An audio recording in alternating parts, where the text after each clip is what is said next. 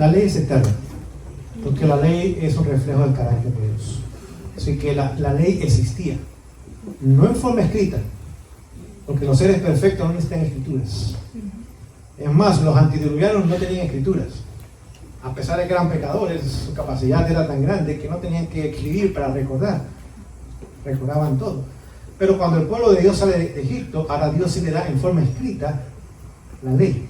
Pero los 10 principios de esa ley son de carácter eterno. Y el sábado siempre existió y siempre existirá. Isaías 66 dice que de mes en mes, y de sábado en sábado, irá toda carne a adorar delante del Señor. Así que de sábado en sábado, obviamente referencia al cuarto mandamiento, y de mes en mes es que tenemos que comer del árbol de la vida cada mes. Así que... Sí, o sea que cuando Dios bendice al sábado en la creación del hombre, ya el sábado existía en el cielo. Lo que pasa es que lo instituyó en la tierra. Exactamente. Cuando hizo a una nueva familia, por así decir, ahora le dio el sábado a ellos. No tan solo era para los ángeles y otros seres que ya existían, ahora también incluía a la familia humana el sábado. Y lo será por toda la eternidad. Como todos los demás mandamientos también son de carácter eterno. Creo que tiene la pregunta. O sea que también los otros mundos, Él demoró 7 días para crear los otros mundos, porque todos conmemorarán el sábado como el día de la creación, como en memoria de la creación. Esa información no la tenemos. Dios ha hecho otros mundos, sí, sabemos, pero no sabemos cuánto tiempo tomó para porque como hacer. eso que dice que del sábado es sábado. Puede ser que lo haya hecho en 7 días, pero no sabemos. Estaríamos especulando si decimos sí. Bueno. No lo mencionó. No sabemos. Pero pronto lo vamos a hacer. Sí. Pastor, me llamó mucho la atención del mensaje en la mañana. Con relación a que se recogieron todos los libros de los pioneros, pero los libros del hermano Juan permanecieron. ¿Qué motivó a que se...? Bueno, es casi imposible quitar esos libros. Pero cuando él fue a... Él estuvo en la conferencia general y fue a la biblioteca. Y él dijo, el 80% de los libros que están aquí, si ustedes solamente creen lo que dicen creer, tienen que quitarlos. Porque esos libros están presentando la otra posición. Entonces, a través de un proceso, no fue que ese mismo día sacaron los libros. Lo que pasó es que mayormente, una vez que esos libros se acabaron, no lo han imprimido más. Es muy difícil conseguirlos hoy día. Quizás si usted va, digamos, a eBay o Amazon, tal vez alguien lo está vendiendo y usted lo puede conseguir. Ahora, si lo están vendiendo, compren. Vale la pena, seguro que lo están vendiendo por unos $1, porque la gente no quiere esos libros. Y si hay 2, compre uno para mí. Así que yo, gracias a Dios, he podido conseguir algunos, pero hay otros que no hay. Así que, es más, otra vez en la mañana no tuve el tiempo. Él aún dice, miren, en el himnario de ustedes hay himnos que están cantando lo que ustedes creen antes. Entonces, cuando hicieron el nuevo himnario en los 80, esos himnos, más de 200 himnos quitaron. Ahora, no todos tenían lo que, pero por alguna razón u otra, más de 200 himnos quitaron. Así que, y ha sido un proceso como la levadura, no sé si me explico. Es lento, pero va creciendo. Y hemos llegado hoy día donde lamentablemente la mayor parte de nuestro pueblo desconoce nuestro mensaje. Yo no culpo al pueblo, pero lo culpo el pueblo, porque todos tenemos la misma información y tenemos que aprender a escudriñar y a leer por sí mismos. Ahora, si los líderes promoviéramos estos principios, creo que el pueblo estaría más abierto a recibir. Pero como no lo ven, pues lamentablemente no sucede. Así que durante el almuerzo había un hermano que estaba visitando esta mañana la iglesia y me dice, yo tengo 11 años de estar en Orlando y nunca había escuchado un tema de esto. 11 años. Ahora, espero que no esté exagerando. Le digo, pero usted ha ido a muchas iglesias, incluido americanas, hispanas, porque él sabe los 12 idiomas. Y yo no he escuchado de los 2.300 hasta la mañana. No he escuchado en 11 años. Y esta es una de las ciudades que tiene más representación adventista en el país, porque tiene un hospital inmenso y tiene academia. Tiene un monstruo. Es un dinosaurio. Entonces atrae a muchos adventistas, personas preparadas y demás. Entonces hay muchas congregaciones y grandes y numerosas. Entonces, en 11 años yo he estado en varias iglesias y no he escuchado un tema así. Así que tenemos que, nosotros como líderes, tenemos una responsabilidad de promover más y más este tipo de estudio de las Sagradas Escrituras.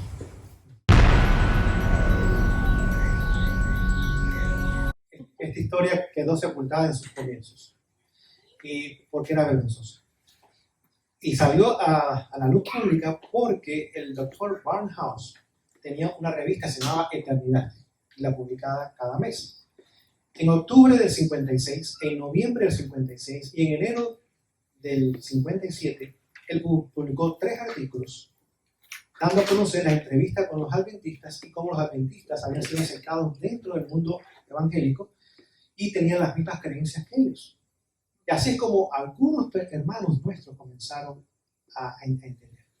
Cuando por fin la organización se da cuenta que el gato estaba fuera de la bolsa, como dice el dicho, y que no se podía meter dentro, en la revista Ministerio, que es para pastores nada más, y ancianos de iglesia, la cual estoy seguro que ustedes recibían igual que hasta ahora yo la recibo todavía, porque aunque no estoy empleado, pues como soy ministro con ordenación, entonces todavía yo me la envían. Ahí se le informó a los ministros, a los ancianos, la reunión que había tomado lugar, pero nunca se publicó a la iglesia hasta el día de hoy. Y una vez que se publicó en Ministerio, fue la última vez, en el año 1960, la última vez que se hizo mención públicamente, entre comillas, porque no era público, sino medio público, del evento que había tomado lugar. Es más, a Barnhouse, mucha gente lo criticaron porque ahora ustedes hicieron adventistas y personas aún suspendieron su suscripción a su revista debido a que habían tenido contacto con los adventistas. Así que ellos pagaron también un precio, pero estaban dispuestos a hacerlo, porque ellos sabían que a la larga iban a ganar mucho más de lo que iban a perder. Y hasta el día de hoy, pues, vemos obviamente los resultados. ¿Qué usted cree el concepto del tiempo que lleva estudiando a Daniel 8, del 10 al 12? Si lo puede leer, porque hizo una predicación de un pastor y dice que ese continuo sacrificio tiene que ver con el sábado. Daniel 8, del 10 al 12. La predicación del pastor decía que ese continuo sacrificio, continuo, o sea, el sacrificio se sabe que fue puesto. Sí. Pero realmente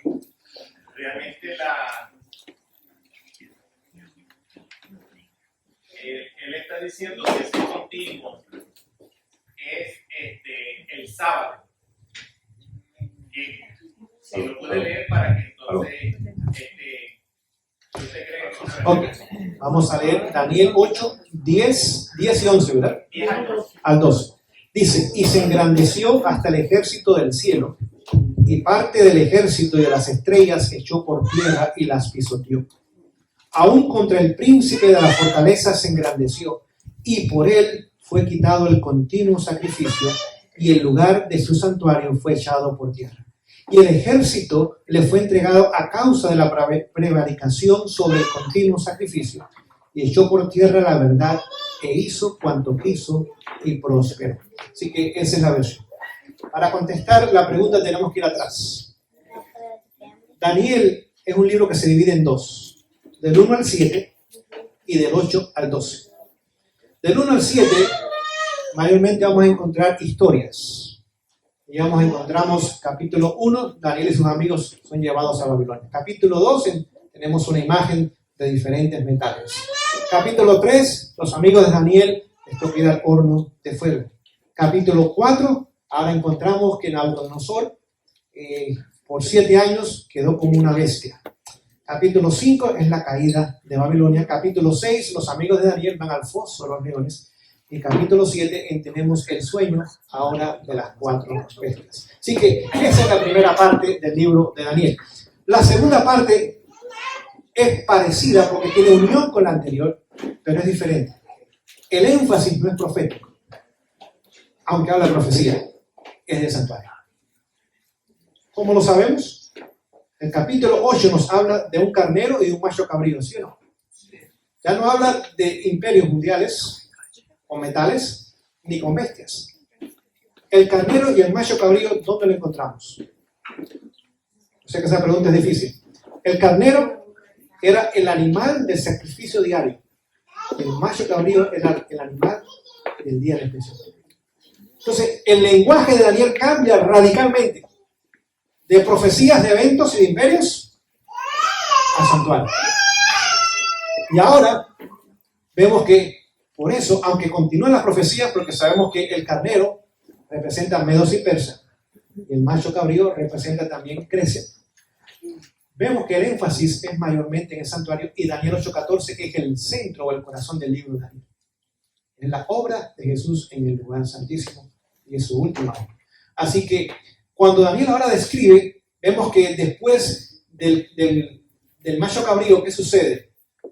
Ahora le sale un cuerno pequeño también al macho cabrío. Lo mismo de Daniel 7. Su crecimiento original es horizontal. Representa la Roma pagana. El cuarto imperio del mundo. Medo-Persias, Grecia y la Roma de los Césares. O la Roma pagana. Pero después del crecimiento horizontal, que va a la tierra gloriosa, que va al sur, y va al oriente. Ahora viene un crecimiento vertical. Ahora viene la Roma papal. Es ahí donde entra entonces lo que estamos leyendo.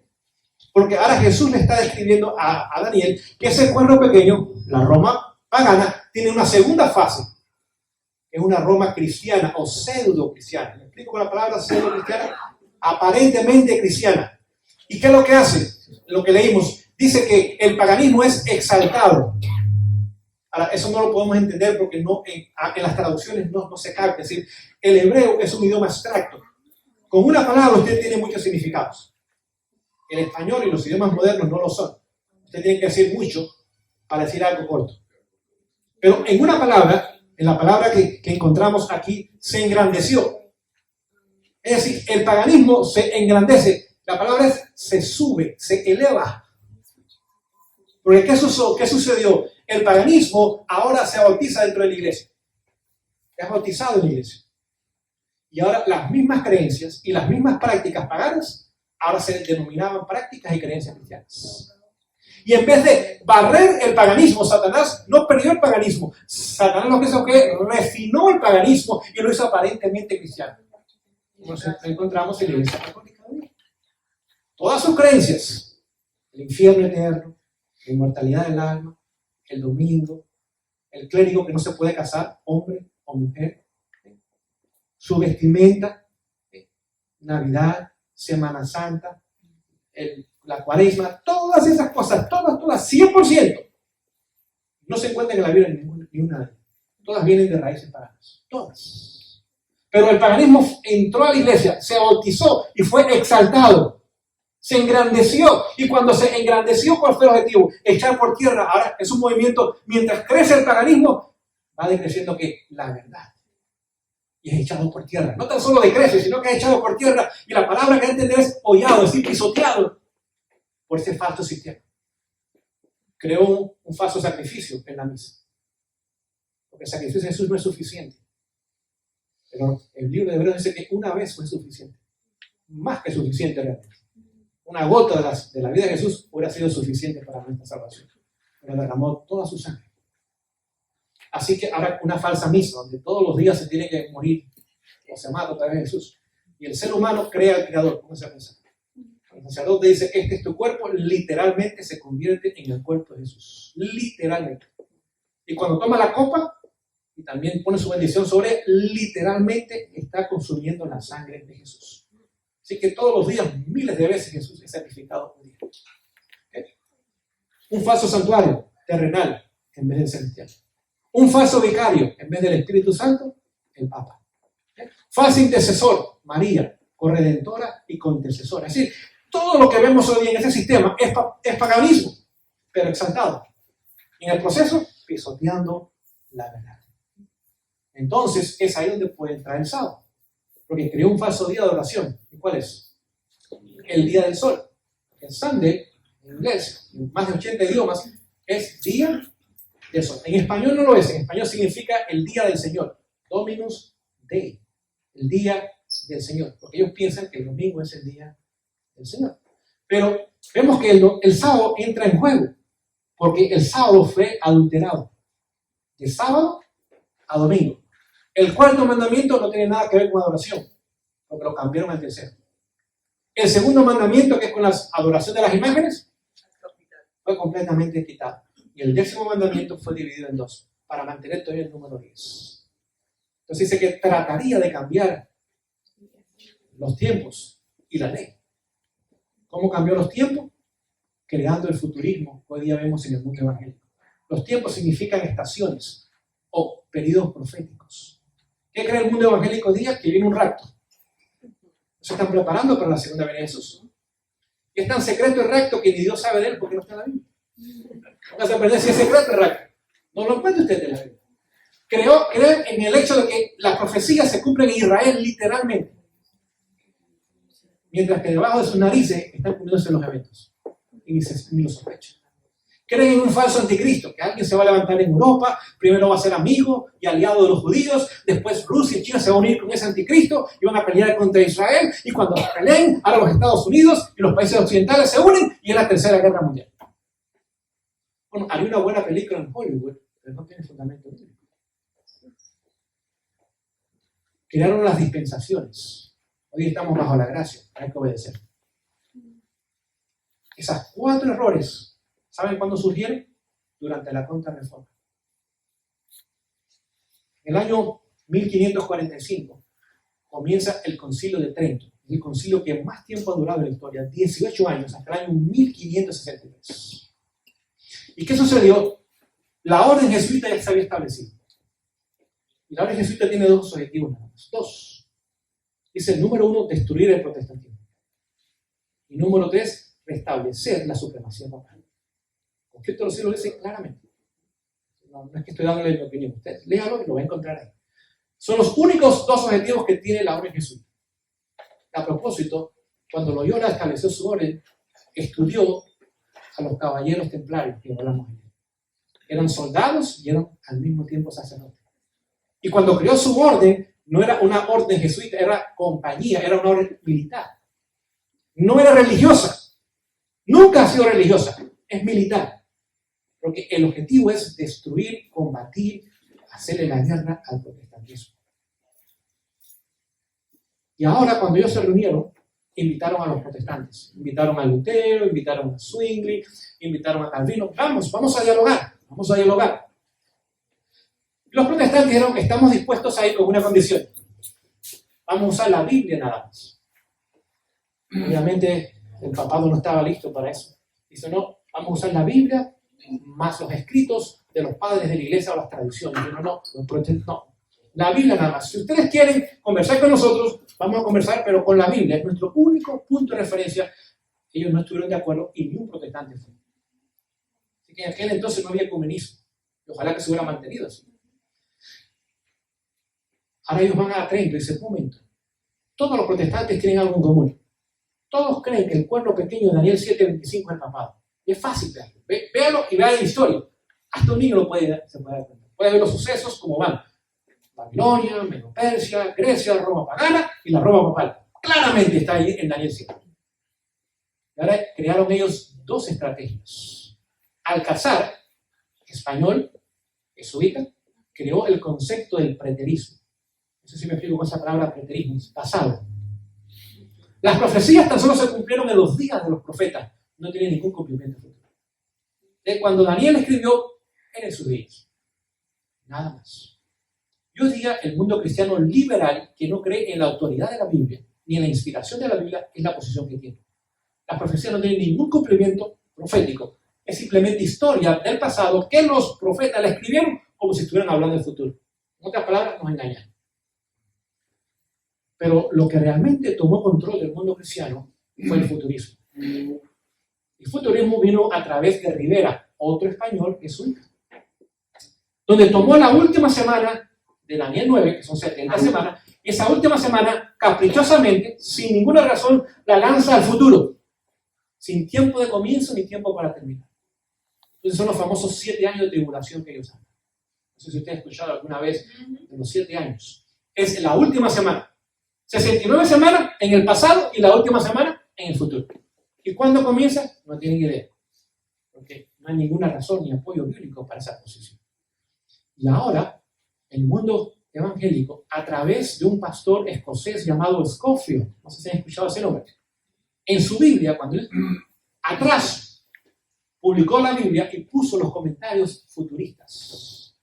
Es lo que lo hizo famoso y popular en el mundo cristiano. Ahora ellos creen en el futurismo.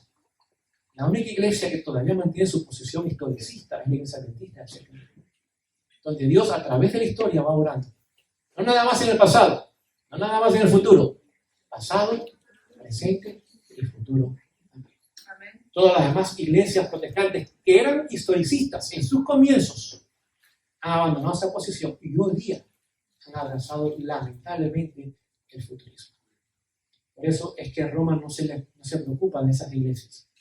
Porque lo que ellos creen es origen 100% jesuita papal.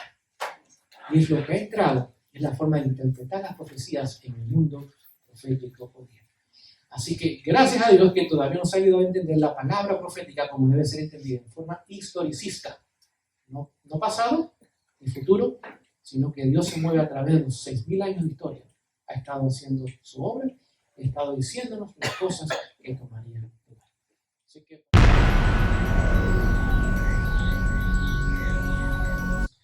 esta convocación tiene un doble objetivo. Él lo dijo, ¿no? Es educación y medio ambiente. Un doble objetivo. Mayormente antes se hablaba del medio ambiente nada más, pero hoy día se está hablando de educación. Ahora les pregunto, ¿quiénes dominan el sistema educativo del mundo entero? ¿Qué es él? Ustedes son inteligentes. Les hago otra pregunta. ¿A quiénes están usando hoy día? A los menores. A los menores.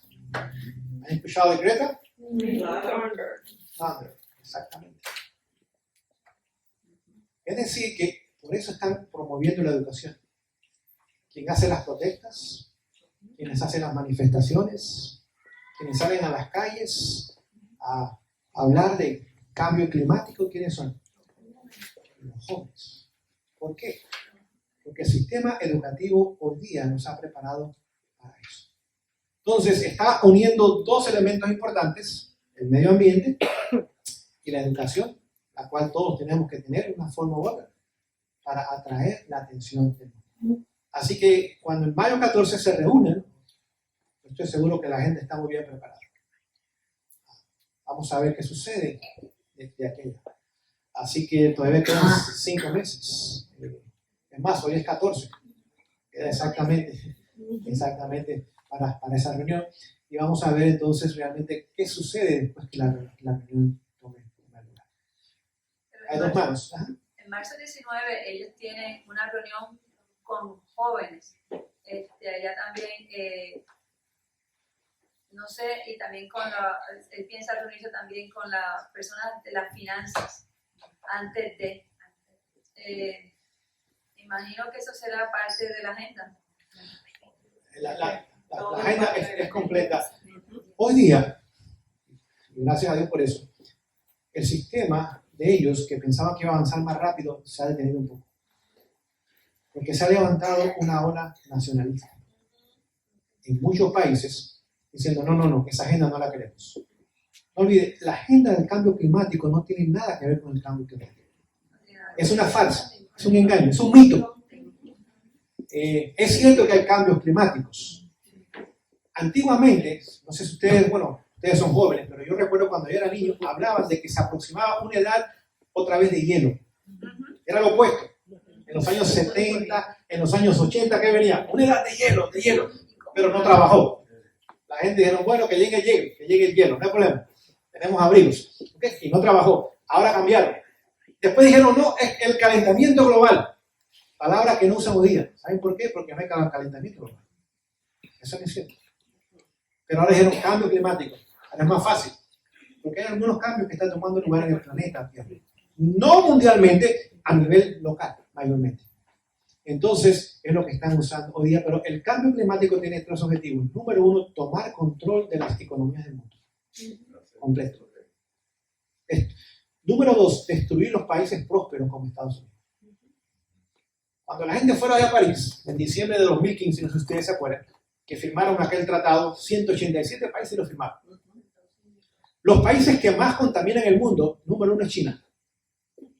Número dos es India. ¿Saben lo que ellos firmaron? Porque cada país entregó, firmó. Cada país firmó y entregó un documento. ¿Saben lo que dijo China cuando lo firmó? Vamos a hacer lo que podemos. Punto y aparte. ¿Qué significa eso? ¿Saben lo que entregó India? Vamos a hacer lo que podemos para el año 2030. Nada. El país que llevó el documento más radical fue Estados Unidos, donde prometió que para el 2030 iba a reducir el famoso dióxido de carbono 25%. Pero se salió de eso. Estados Unidos está Bueno, fuera. El año no. que viene, está medio, pero el año que viene supuestamente se sale. Para salir se tiene que aplicar Y se queda el presidente. y no puede hacerlo hasta el año 21. Entonces, el presidente Trump dice, no, yo no voy a estar de acuerdo con eso. Pero su opinión todavía no es válida hasta que legalmente salga de Estados Unidos. Lo que está haciendo él es que no está implementando el tratado en Estados Unidos. Hasta el momento. Así que, y ahora Estados Unidos dice, 25% vamos a reducir el dióxido de carbono para el año 2030. ¿Qué significa eso? Escuchen, hay que reducir el 40% de los carros. Carros. El ganado. Hay que reducir el consumo de electricidad en 35%. Así que a ustedes que les gusta el aire acondicionado aquí, acostúmbrense a pasar calor. Es decir, es un plan radical. Si ese plan se implementa, la economía americana colapsa. Colapsa. Y el nivel alto que tiene Estados Unidos, a propósito, los países prósperos son los que aprobaron, que estuvieron de acuerdo con la reforma. Estados Unidos, Canadá, Alemania, Inglaterra, Holanda, Suecia, Finlandia, Noruega, Dinamarca, Australia, Nueva Zelanda, esos son los países prósperos del mundo entero, donde la gente quiere ir a vivir. Los países católicos, como los nuestros, están en la miseria.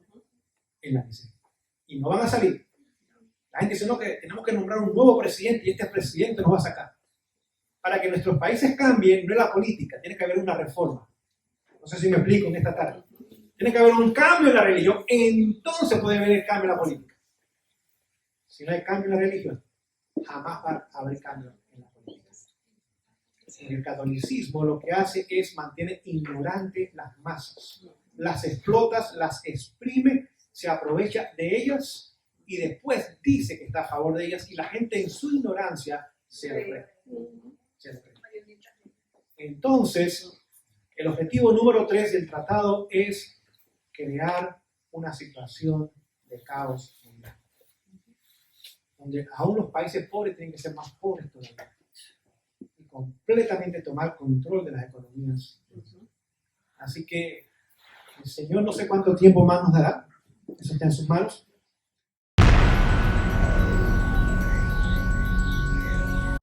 ¿Qué usted piensa de la situación ahora mismo, hablando de eso, de la inestabilidad que hay en todos los países de Centroamérica, tan uno detrás del otro? ¿No será que es parte de la agenda? No sé si ustedes observaron lo que pasó en el otoño de este año. Observaron, por ejemplo, que hubo manifestaciones o protestas en lugares como, hay que cambiar.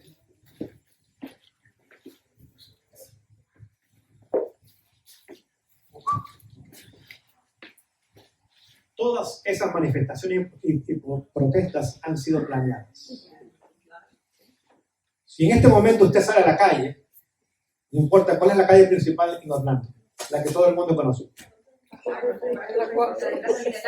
La info. Okay. Si usted sale ahora y se pone a protestar allí, usted no va a ir muy lejos.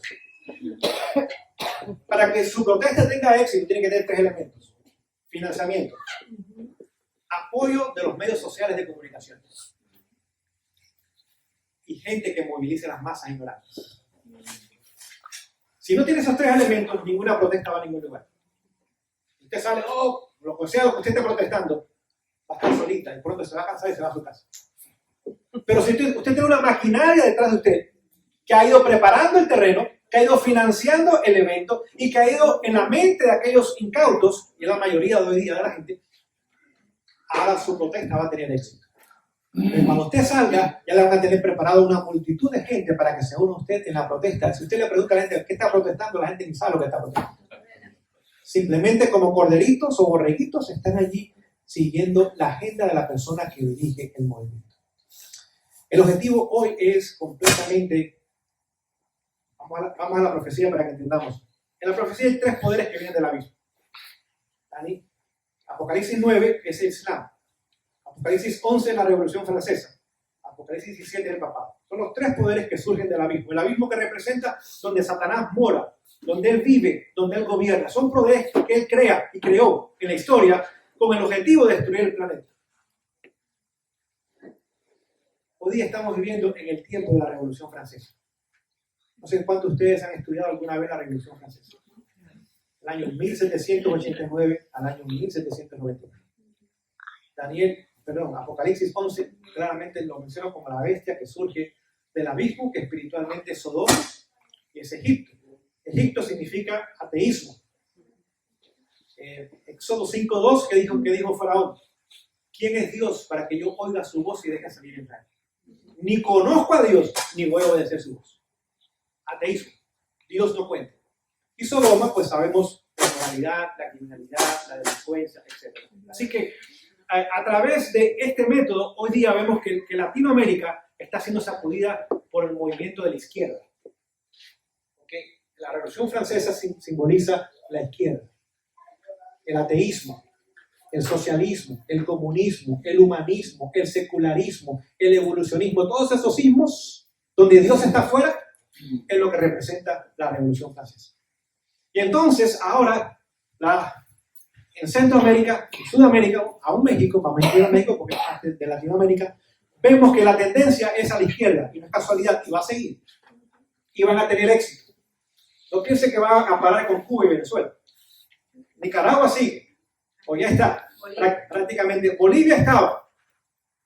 Así que Argentina regresó. México. Así que México va para allá también, exactamente. Es decir que este movimiento de izquierda va a seguir, va a seguir. No olvide, quien crearon el comunismo fueron los jesuitas. Quienes dirigieron la Revolución Francesa eran jesuitas. Y véalo, lo dice el conflicto de los siglos. Usted en la página dice que mientras la nación decaía, dice que los jesuitas prosperaban y gobernaban la nación. Así que cuando usted ve estos países totalitarios, porque todos son totalitarios, una vez que la izquierda toma el poder de un país, usted no lo va a sacar. Usted no lo puede sacar. Olvídese, es muy difícil, no digo imposible, pero es muy difícil sacarlo a ellos del poder. Al menos lo cambiamos entre otros.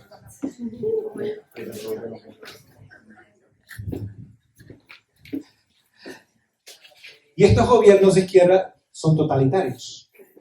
Una vez que toman el poder, controlan todo en el país. La prensa, la radio, la televisión, la economía, la finanza, la medicina, todo viene bajo el control. Y aquellos que no entren en donde ellos quieren, el carril que ellos quieren, van para afuera. Van para afuera.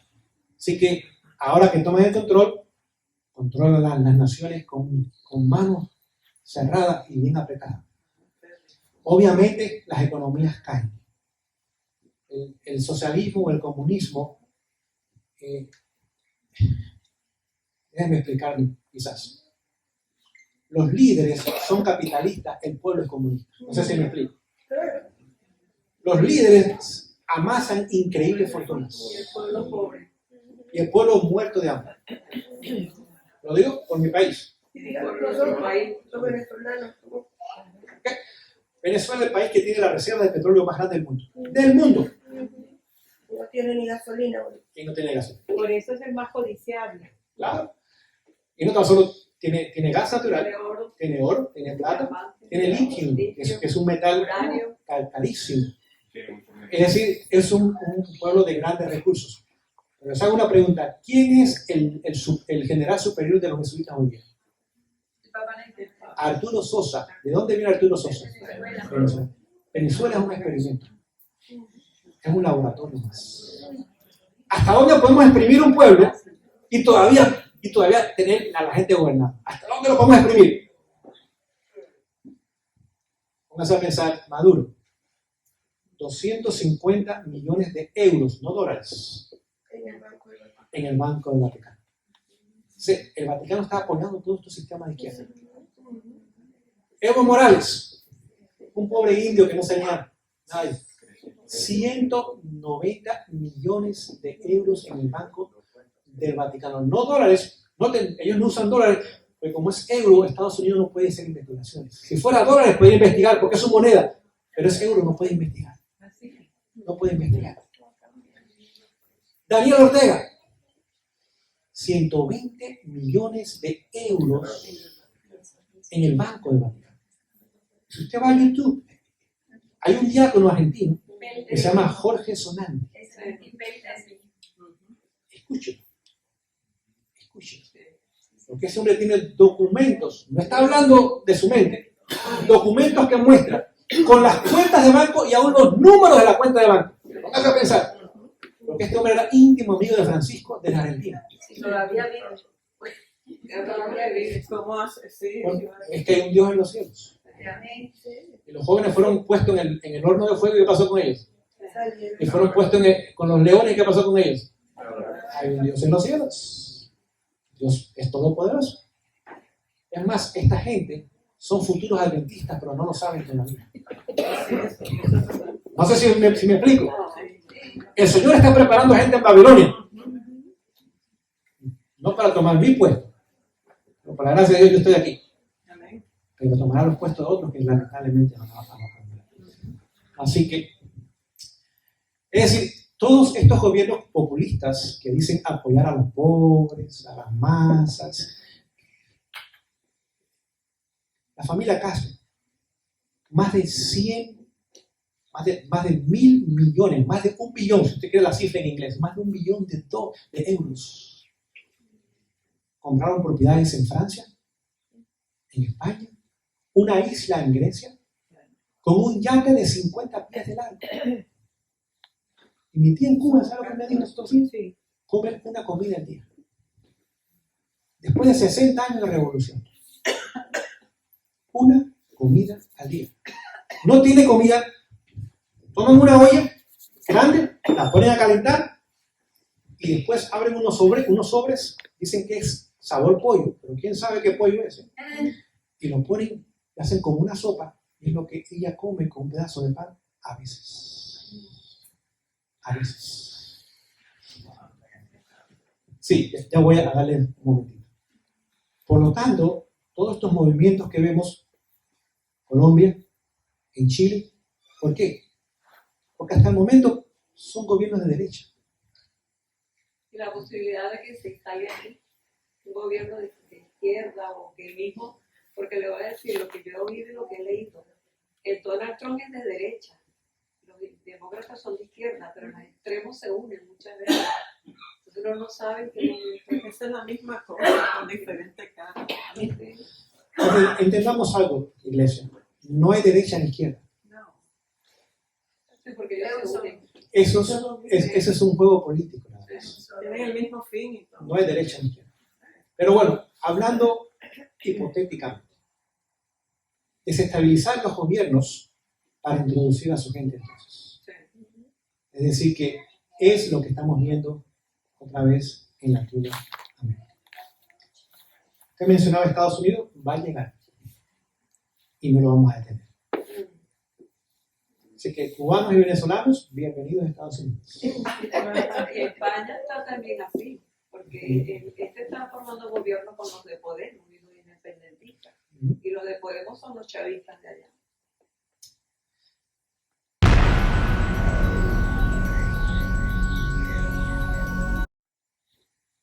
O sea que el comunismo Al final, eso es lo que va a predominar, el comunismo. Pregunta. Okay, ¿no? ¿Tiene presencia profética? Sí. Apocalipsis 11. Es la Revolución Francesa. Es decir, el padre del comunismo lo llaman Carlos Marx. No sé si han escuchado ese nombre. Él escribió 2 libros. Uno se llama El Manifiesto Comunista, otro se llama El Capital.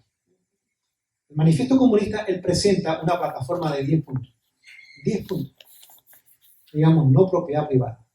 Así que aquellos que tienen su casa, no se enamoren mucho de él. No propiedad privada, no tan solo en casa, sino en negocios privados. Educación tiene que ser nacionalizada. La medicina tiene que ser nacionalizada. Sí, todos los recursos tienen que venir bajo el control de lo que él llamaba proletarios. No sé si alguna vez escucharon ese nombre. Proletarios.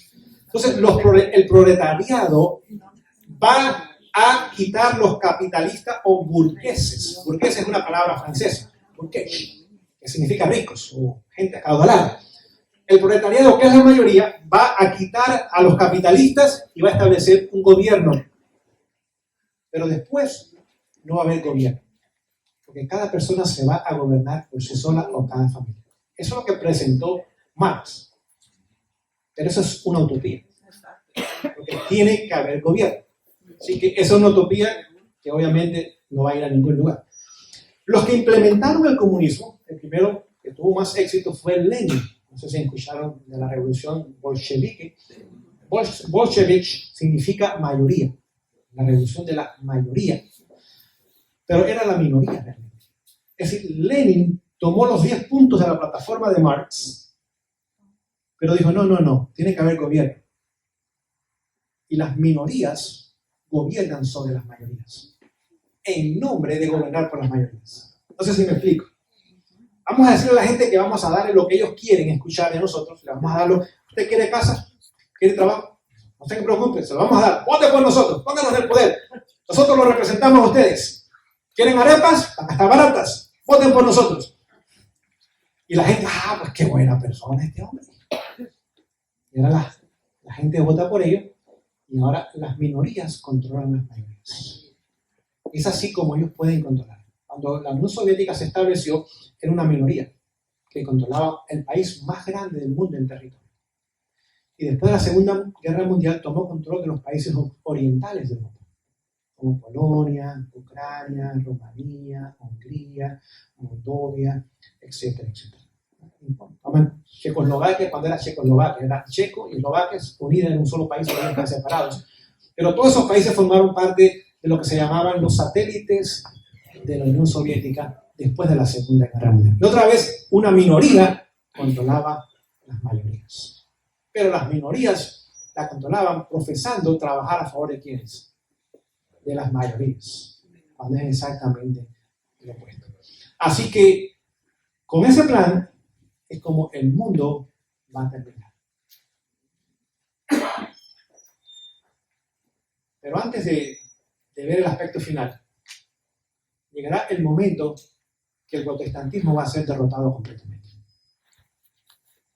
¿Qué es lo que nos dio prosperidad en Estados Unidos? El protestantismo. ¿Qué dio prosperidad en Inglaterra, en Alemania, en Holanda, en los países escandinavos? El protestantismo. Y ellos saben que una vez que el protestantismo caiga, la prosperidad cae. El protestantismo le abrió la mente a la gente. Antes de la reforma, el 85% de Europa era analfabeta. Ni leer ni escribir. Llega el protestantismo, la prensa surge y la Biblia se pone al alcance de todo. El papado cayó. Le abre la mente a la gente. Había el señor feudal que controlaba mucho territorio y los pobres campesinos trabajaban para él por miseria. Pusieron al lado del señor feudal y crearon la industria privada. Usted puede tener su empresa, usted hace con ella lo que usted quiera. Es su empresa, es su inversión, es su tiempo. Adelante, nadie la va a detener. Trajo libertad de conciencia, trajo libertad política, trajo libertad de expresión, trajo libertad de reunión y completamente destruyó el sistema global, que es un sistema de férreo control. Y cuando el capitalismo, entre comillas, la derecha, protestantismo, en otras palabras, caiga, ¿cuál es la opción que nos queda? La izquierda. Y lo estamos viendo en algunos lugares. Pero ahí no termina la historia. Daniel 11 nos habla del rey del norte y del rey del sur. Se han estudiado Daniel 11 y 12. El rey del norte representa el papado. El rey del sur representa precisamente la izquierda. Y Daniel 11:40 dice que el rey del sur acometería contra el rey del norte, pero el rey del norte, el papado, con la ayuda del ejército, derrotaría al rey del sur. Lo que tomó lugar cuando la famosa Unión Soviética cayó. Cuando Ronald Reagan se une con el Vaticano, Juan Pablo II, la derecha, entre comillas, se une con el papado, derrocaron a la izquierda. Y al final de la historia va a pasar lo mismo. Sí, cuando venga la crisis, a todos nos gusta comer. De derecha a izquierda no importa. A todos nos gusta una casita. A todos nos gusta una camita para dormir. A todos nos gusta atender a nuestras esposas bien y criar a nuestros hijos bien. A todos. No importa su tendencia ideológica, derecha o izquierda. A los ateos le encanta lo mismo también. Y en medio de la crisis, ahora se unen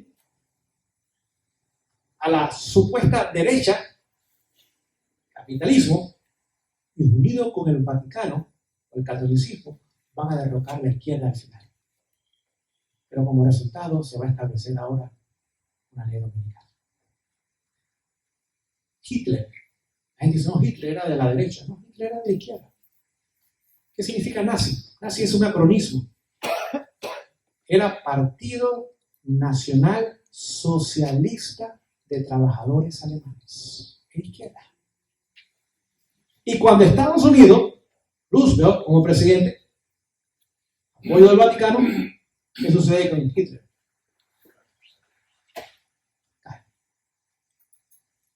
Eventualmente la izquierda va a gobernar Estados Unidos. Gústenos o no. Gústenos o no.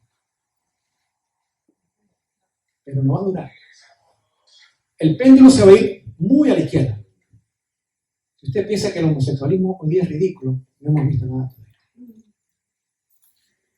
Vamos a pensar, estados como New York, este año aprobó aborto durante los 9 meses.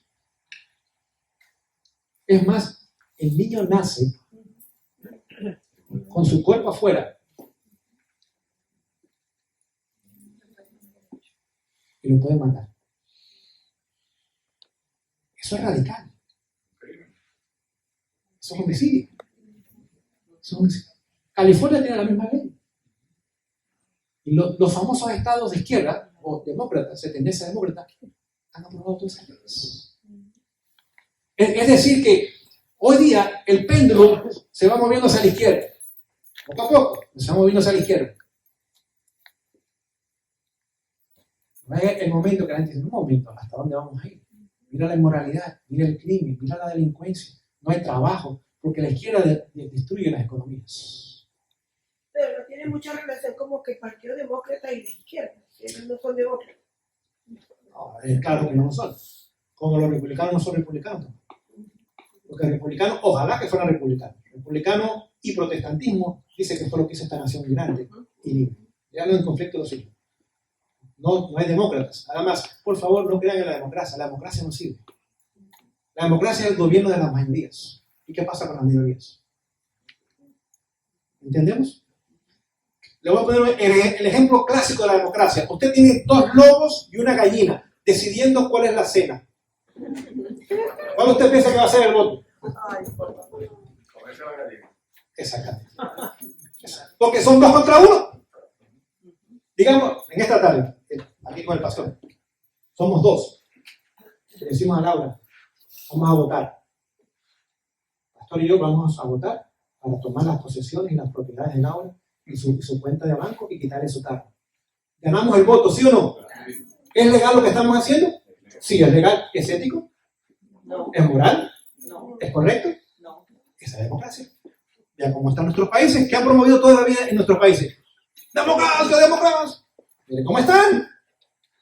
Porque usted tiene 2 lobos decidiendo contra una pobre gallinita cuál va a ser la cena. Por eso este país no se fundó en democracia, una república. La república es el gobierno de la ley. De la ley. Donde desde el presidente hasta el último ciudadano se rigen por las mismas leyes. Y quien las viole tiene las mismas consecuencias, no importa quién sea. Así que tenemos que entender lo que es una república. Es la única forma de gobierno que vale la pena tener, y ya no hay ninguna nación en el mundo que sea república. O tenemos dictaduras, o derecha o izquierda, o tenemos democracias. Eventualmente la democracia termina en oligarquía, que es el gobierno de unos pocos. La oligarquía termina ahora en monarquía, el gobierno de uno, que son las dictaduras. Y las monarquías o dictaduras terminan en ¿qué? Anarquía, revoluciones. Y para allá vamos con el país. El libro profecía lo dice. Él escribió una cita en el año 1899. Dice: vendrá otra guerra civil más.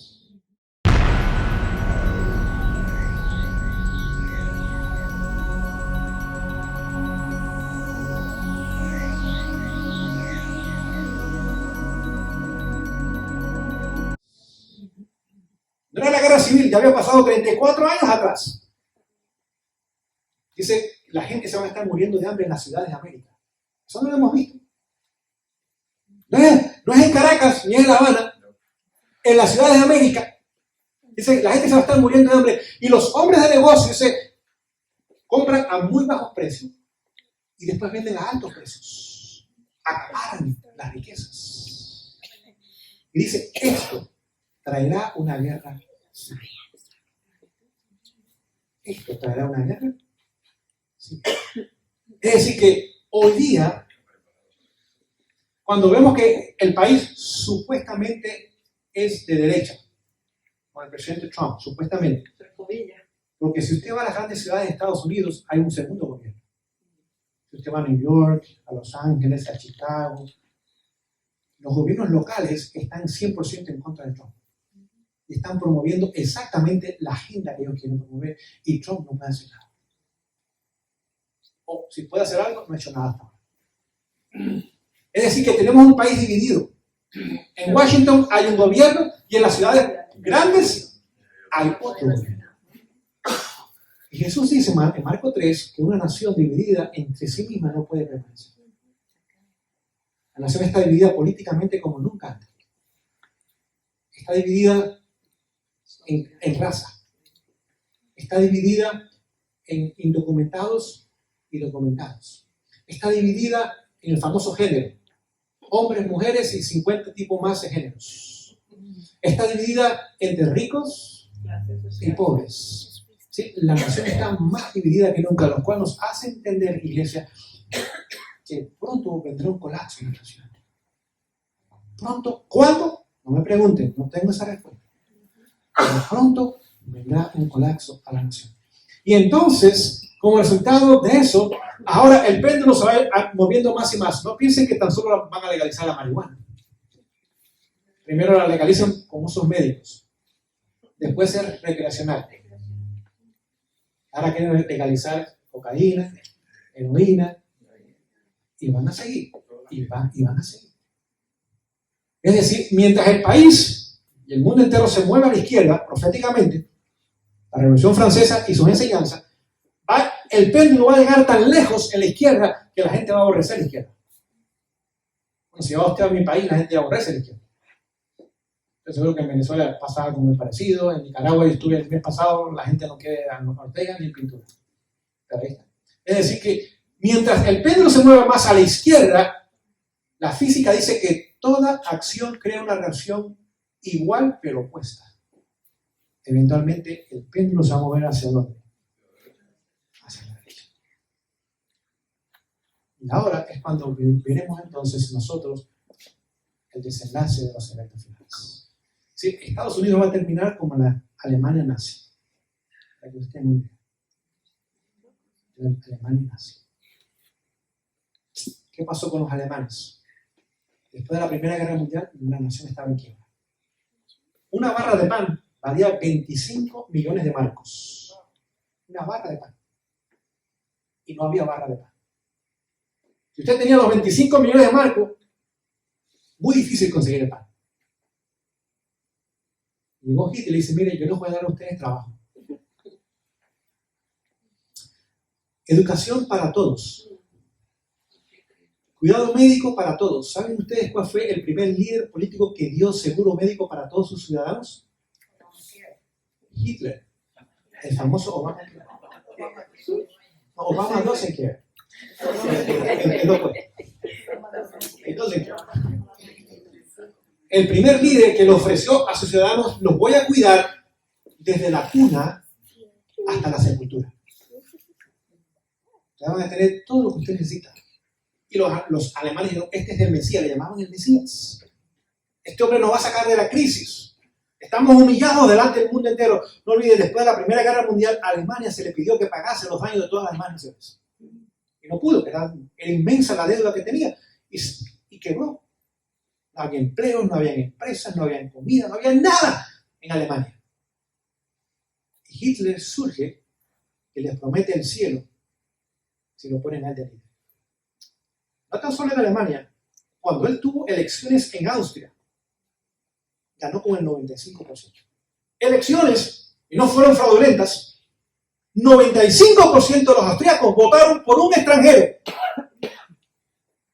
que les prometía lo mismo que los alemanes. Bueno, realmente no era extranjero porque Hitler nació en Viena, Austria, pero mayormente pasó su vida en Alemania. Y los austriacos también son germanos, es decir, hablan el mismo idioma, la misma cultura, la misma de todo, la misma gente.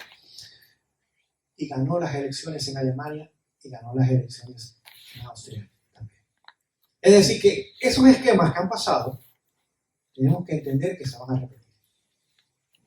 Y lamentablemente este gran país, el mejor país de la humanidad, el mejor país de la humanidad, donde realmente hubo libertad, donde realmente hubo protestantismo, donde realmente hubo una república por muchos años, lo veremos terminar como la alemana de Nazi o de Hitler en los años 30 y 40.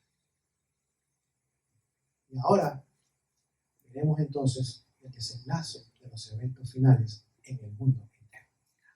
Así que, iglesia, no nos dejemos alarmar por tantas ideas. Vayamos a la Biblia, estudiemos la palabra y dejemos que ella nos diga lo que ha pasado y lo que va a pasar.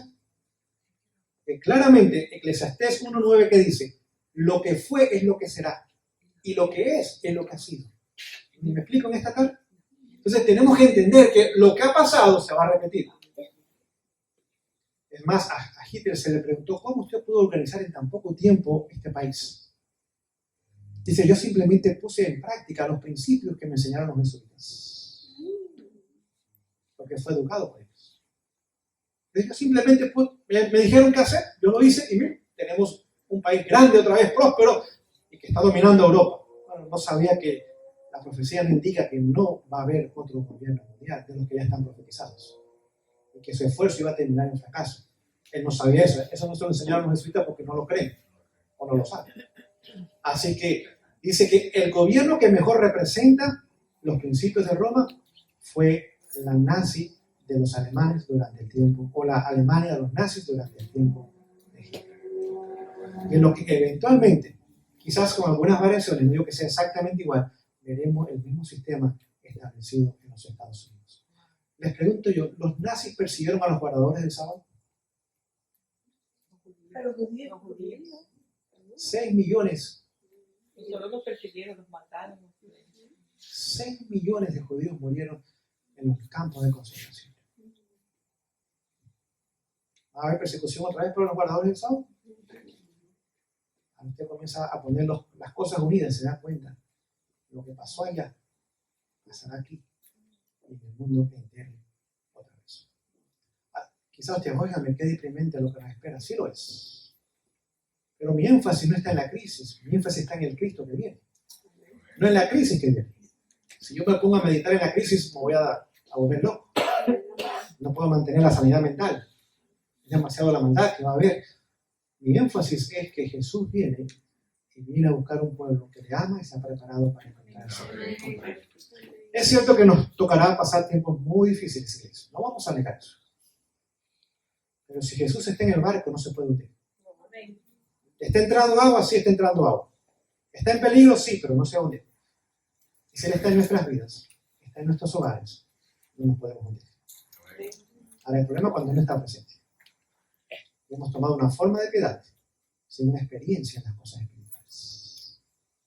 Y ahí, es ahí donde vamos nosotros a darnos cuenta que si fabricamos sobre la arena, nuestra casa no puede permanecer. Pero si edificamos sobre la roca, que es Cristo Jesús, nuestra casa no va a caer. Lamentablemente, la mayoría de los que hemos venido a este país no entendemos eso. Ya sea que salimos de la pobreza, o del comunismo, de donde usted haya salido. Hemos venido a este país y lo material nos ha tomado el tiempo y los intereses.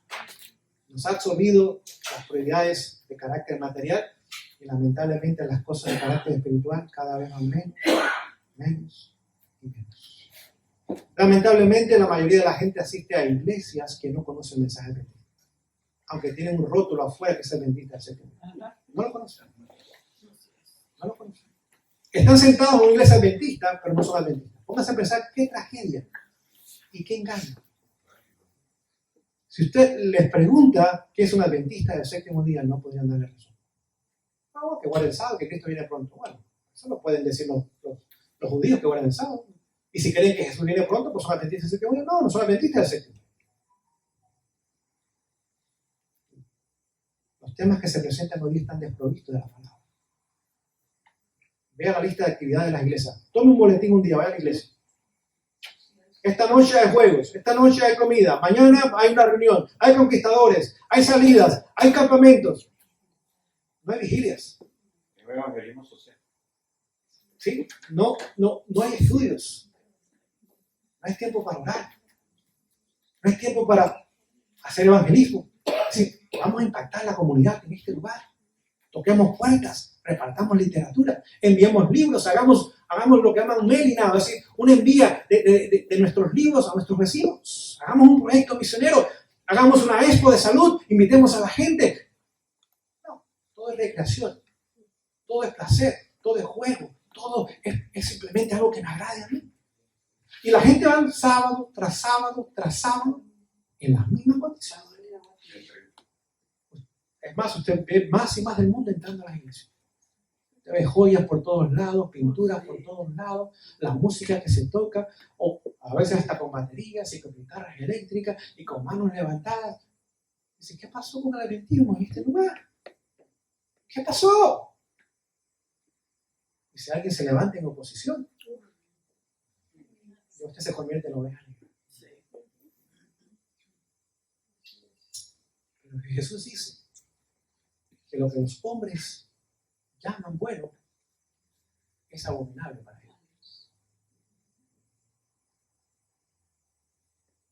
Es decir, usted y yo estamos viendo el tiempo de zarandeo. El zarandeo ya ha comenzado, es más, se nos dice desde el año 1856, el zarandeo estaba en medio. Y la gente está zarandeada, pero cuando están sentados en la iglesia piensan que están bien. Pero no están en Cristo ni están en la verdad. Cuando se ponga el sol un ratito, vea lo que van a hacer esa gente. Vamos a comer pollo, vamos a la pizza, vamos a prender la televisión, vamos a ir a un juego, esperando que se baje el sol, o si no, con asombrazo baja el sol la gente. Para salir a divertirse por la noche hasta las 12 de la noche. Invítenlos a una vigilia esta noche. No, que los niños tienen que dormir temprano. No, que... Y ponemos todo tipo de excusas y de pretextos. Invítenlos mañana a un juego. Vamos a jugar mañana, fútbol o béisbol, lo que a usted le guste. Vamos a jugar. Allá va en todo el mundo y la gente lleva comida y se mete en las comidas. Digo, mañana vamos a venir y vamos a tener un culto en la mañana aquí y después vamos a ir a hacer hora misionera. A ver cuánto tiempo. Aún si le ofrece el desayuno, no va a venir. Querida iglesia, ¿entendemos estas cosas? ¿Entendemos estas cosas? Hoy día, el enemigo nos ha engañado y nos ha puesto una venda sobre los ojos. Y la tenemos tan bien puesta que no vemos nada. Porque la odisea es ciega, ¿sí o no? ¿Y el ciego cuánto ve? Pero él dice, no, esa música no veo nada malo. Claro, si eres ciego, ¿cómo vas a ver nada malo en ella? Esa ropa corta, esa ropa inmoral, no veo nada malo. Claro, si estás ciego, que tú puedes ver, no puedes ver nada. Esa carne, eso que tenemos, está sabrosa. Claro, si estás ciego, no puedes ver. Hasta que no tengas colirio, en la obra del Espíritu Santo, en la ayuda temprana, que nos abren los ojos, vemos la belleza de Jesús y nuestra caída, condición y miserable condición. Ahora decimos, Señor, ten misericordia de mí, que soy un pecador. En ese momento, la obra de conversión ha comenzado en nuestras vidas y de salvación. Tenemos que entender lo que está pasando con nosotros como pueblo. Dice un dicho muy común, que camarón que se duerme. Así está la mayoría. Muy bien, van costa abajo, no hay problema. Porque a las mayorías les gusta estar con las mayorías.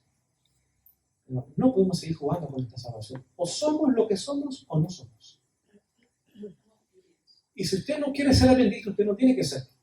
Hay libertad, vaya al mundo y disfrute del mundo lo que queda allá afuera. Porque la iglesia no es feliz en la iglesia, ni es feliz en el mundo, porque su conciencia no se lo permite ser feliz. Ni disfruta de las cosas espirituales, y cuando va a las cosas del mundo tampoco disfruta de ellas, porque su conciencia lo inquieta. Entonces, decida dónde usted quiere estar. Si usted quiere estar afuera, no es la mejor opción, pero usted tiene la libertad de escoger. O venga a Jesús y sea un cristiano, y manténgase como cristiano por la gracia de Dios. Vamos a ver entonces, que vamos a comenzar a ver un despertar dentro del pueblo de Dios. Queridos hermanos, son las 4 de la tarde, tiempo bueno. Para terminar, porque no creo que es tiempo de más predicaciones, ya bastante ustedes han escuchado a mí hoy y ayer. Pero yo quiero animarles para que por la gracia de Dios pongamos nuevas resoluciones. No enero 1, diciembre 14. ¿Saben cuándo es diciembre 14? Okay. Ahora es En el presente. Y eso comienza conmigo. Quien les habla es un pecador en necesidad de un salvador. Cada segundo del día. Cada segundo del día. Le doy gracias a Dios que mis padres me enseñaron estos caminos. Aunque ya ambos descansan. Mi madre tiene 25 años de haber descansado. Mi padre tiene casi 12 años de haber descansado. Y ahí están sus cuerpos fríos, o aquí me imagino que no es cuerpo, quedan residuos nada más, juntos, uno al lado de otro. Allá en Chicago. En las tierras frías de Chicago. Pero aunque ellos ya pasaron de la historia, yo le doy gracias a Dios por el fundamento que me dieron. Lo que el Señor me ha permitido a mí entender y comprender su palabra, se lo debo a ellos. Porque mis padres entendieron este mensaje. No eran perfectos. No lo sabían todo. Pero lo que entendieron, lo compartieron conmigo. Y doy gracias a Dios por ese fundamento. ¿Saben por qué? Porque mis planes es un día encontrarme con ellos. Amén. Sería muy triste que mis padres se levanten de esa tumba y digan, ¿dónde está Héctor? ¿Dónde está Héctor? Y si no me ven, estoy en peligro. Si cuando yo me levante de la tumba, lo que veo en la Nueva Jerusalén, esa es la tercera venida, estoy perdido. Si yo veo a Jesús, estoy salvo. Pero si veo la Nueva Jerusalén, estoy perdido. Que mis padres se levanten de esa tumba y después de haber dedicado 34 años, es el tiempo que yo los tuve a ellos. ¿Dónde está Héctor? No aparece. Y pronto ellos darse cuenta que Héctor no estará con ellos por la eternidad. Para mí sería, no hay palabras para describirlo, el chasco y el dolor que produciría el corazón de mis padres. Además, hay una niña que mi esposa y yo enterramos. Y queremos que un día el Señor nos la regrese con salud, porque nació enferma, bueno, nació muerta porque estaba enferma. Está enterrada allá en California, en Loma Linda, donde nació. De 3 meses de embarazo, la perdió. Hubiera sido nuestra primera hija. El nombre de Loma Linda le pusimos Linda. La palma de mi mano era la mitad de mi palma, su cuerpito. Deformado completamente. Tenemos la foto en casa. No se lo enseñamos a nadie porque es doloroso. Pero mi esposo y yo tenemos un compromiso un día de contarnos cómo. Si hay un chasco, que Linda salga de ahí. ¿Dónde está papi? ¿Dónde está papi? No, querida iglesia. Si usted me da en la Casa Blanca, yo me quedo con Jesús. Si ustedes me dan en Fort Knox, donde está todo el oro de Estados Unidos, yo me quedo con Jesús. Yo prefiero a Cristo. Otros me considerarán un poquito fuera de la mente, pero eso no importa. Yo no vivo basado en la opinión de otros. Al final del día, ¿qué piensa Dios de lo que yo pienso? Y si un día yo puedo escuchar las palabras, bien, buen, siervo fiel, sobre poco fuiste fiel, sobre mucho te pondré, seré el hombre más dichoso que pisó el planeta Tierra. Amén. Y se puedo tener a mi esposa a mi lado y mis 4 hijos a mi lado. Oigan, yo estaré brincando por la eternidad. Amén. Encontrarme con mis padres, con mis abuelos que ya descansaron, y con esa pequeña que nos tocó poner a descansar de 3 meses. Querida iglesia, cualquier esfuerzo humano vale la pena. Pero doy gracias a Jesús por su palabra. Gracias por el plan de salvación. Y gracias por ayudarme a ser un elemento, un grano de arena en el campo que Dios tiene para preparar un pueblo para encontrarse con Dios. Que el Señor les bendiga en esta tarde. Un rato más estarán comenzando la semana o la nueva semana. Y no importa la semana que tengamos, si Jesús está a nuestro lado, es una buena semana. Amén. Aún si hay bajas, aún si hay caídas, si hay momentos difíciles, si hay crisis. Si Jesús está a nuestro lado, es una buena semana. Que cada día podamos como Enoc caminar con Dios. 300 años caminó Dios con Dios. Es más, todavía sigue caminando con Dios. Ya tiene 5.500 años de caminar con Dios. Y estoy seguro que no está cansado. ¿Vale la pena caminar en calles de oro? No por el oro, sino por la compañía de Jesús. Si fueran de tierra, yo estaría dispuesto a ir al cielo también. Si fuera una chocita, yo estaría dispuesto a ir al cielo también. No las cosas que el Señor ha preparado, sino poder tener la presencia de mi Salvador con mis seres queridos, incluyéndolos a ustedes, que son mi familia espiritual. Quizás vengamos de diferentes países, diferentes culturas, diferentes alimentos, pero eso no importa. Esas barreras las estableció el ser humano. Dios creó un mundo. Los hombres crearon países, no sé si me explico. Y creó a una sola raza. Todos somos de una misma sangre.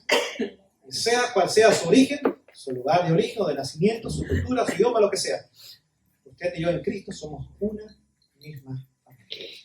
Y si algún día el Señor me permite regresar por estos lugares y compartir con ustedes, hablemos de las maravillas que el Señor ya ha hecho en nuestras vidas. Y podamos invitar a otros a tener esa misma relación con Jesús.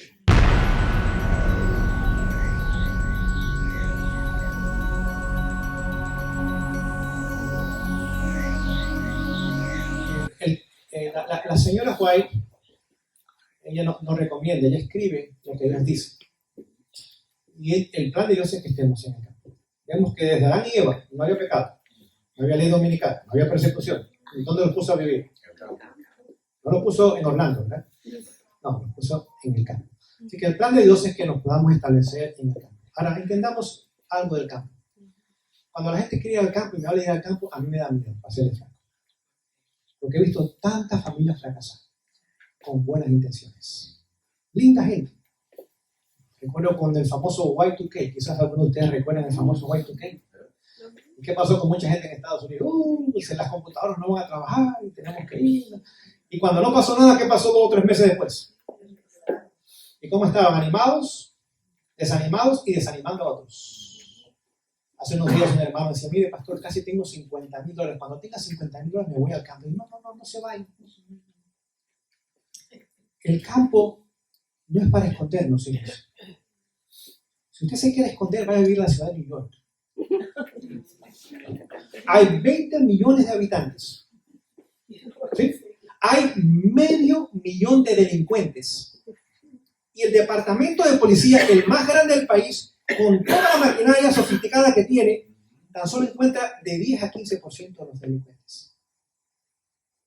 Así que si usted se quiere esconder, vaya a vivir a Manhattan, al Bronx, a Queens, a Brooklyn o Staten Island, los 5 boroughs que componen la ciudad de Nueva York. Vaya a vivir allí, van a tener dificultad en encontrarlo. El campo no es para esconder. No sé quién surgió esa idea, porque esa idea nunca está escrita. No hay ninguna frase que nos diga, huyen al campo para esconderse. No hay ninguna así. La razón primaria de ir al campo es el desarrollo del carácter. Amén. La razón segunda es el desarrollo del carácter. La razón tercera es el desarrollo del carácter. No sé si dieron cuenta de lo que estoy tratando de decir. Porque el campo es duro. El campo es difícil. En el campo hay poco dinero. Hay mucho chavo en el campo. Exactamente. El campo requiere paciencia, requiere abnegación. Pero esa es una pregunta. ¿El campesino es más noble usualmente? ¿Más pacífico? ¿Más tranquilo? Casualidad. No. Es el plan de Dios. Se los voy a leer. Pensé que le estoy dando mi opinión en esta tarde. Yo creo que ustedes puedan escuchar las palabras inspiradas. Dice lo siguiente. Escuchen. En las leyes que Dios dio para el cultivo del suelo, ¿dónde se cultiva el suelo? Campo, oiga.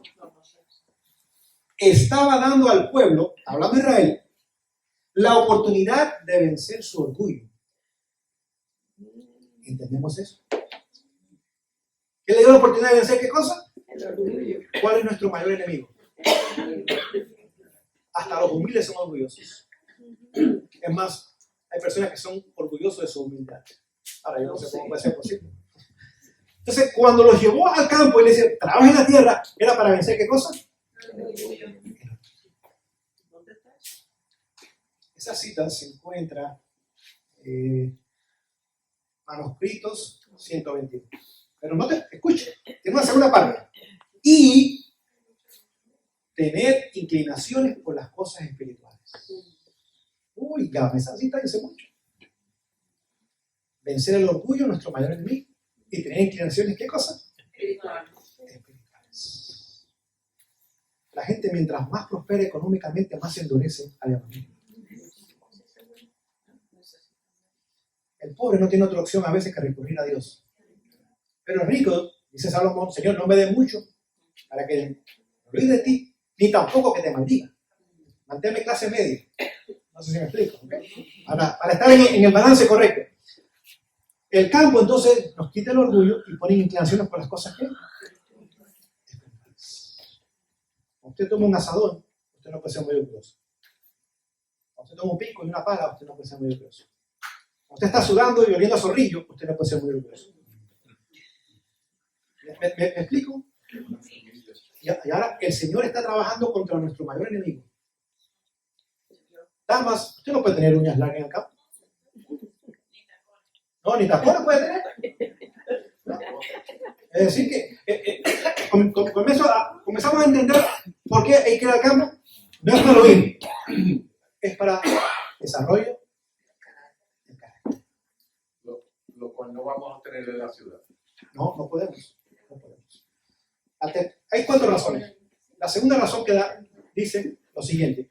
Dice que por nuestra salud.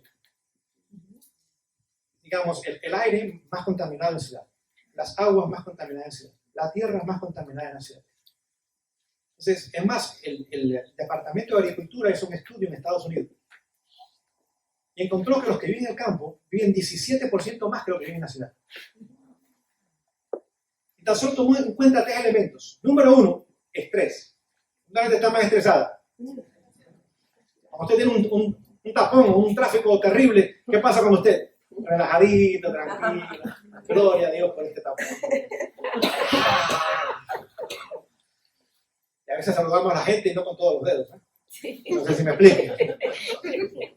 Y decimos, ¿dónde te aprendiste a guiar? ¿Dónde te aprendiste a manejar? El estrés. Número 2, el hecho de que en las ciudades hay más accidentes. Y número 3, en las ciudades hay más criminalidad. Esos 3 elementos, las del campo, 17% más viven que los que están en la ciudad. Número 3. dice que llegará el momento que no podremos comprar ni vender. Lo que hay que comer. Entonces, en ese momento, el campo será un lugar de refugio y donde Dios proveerá para su pueblo. Amén. Pero usted no siembra hoy y come mañana lo que se puede.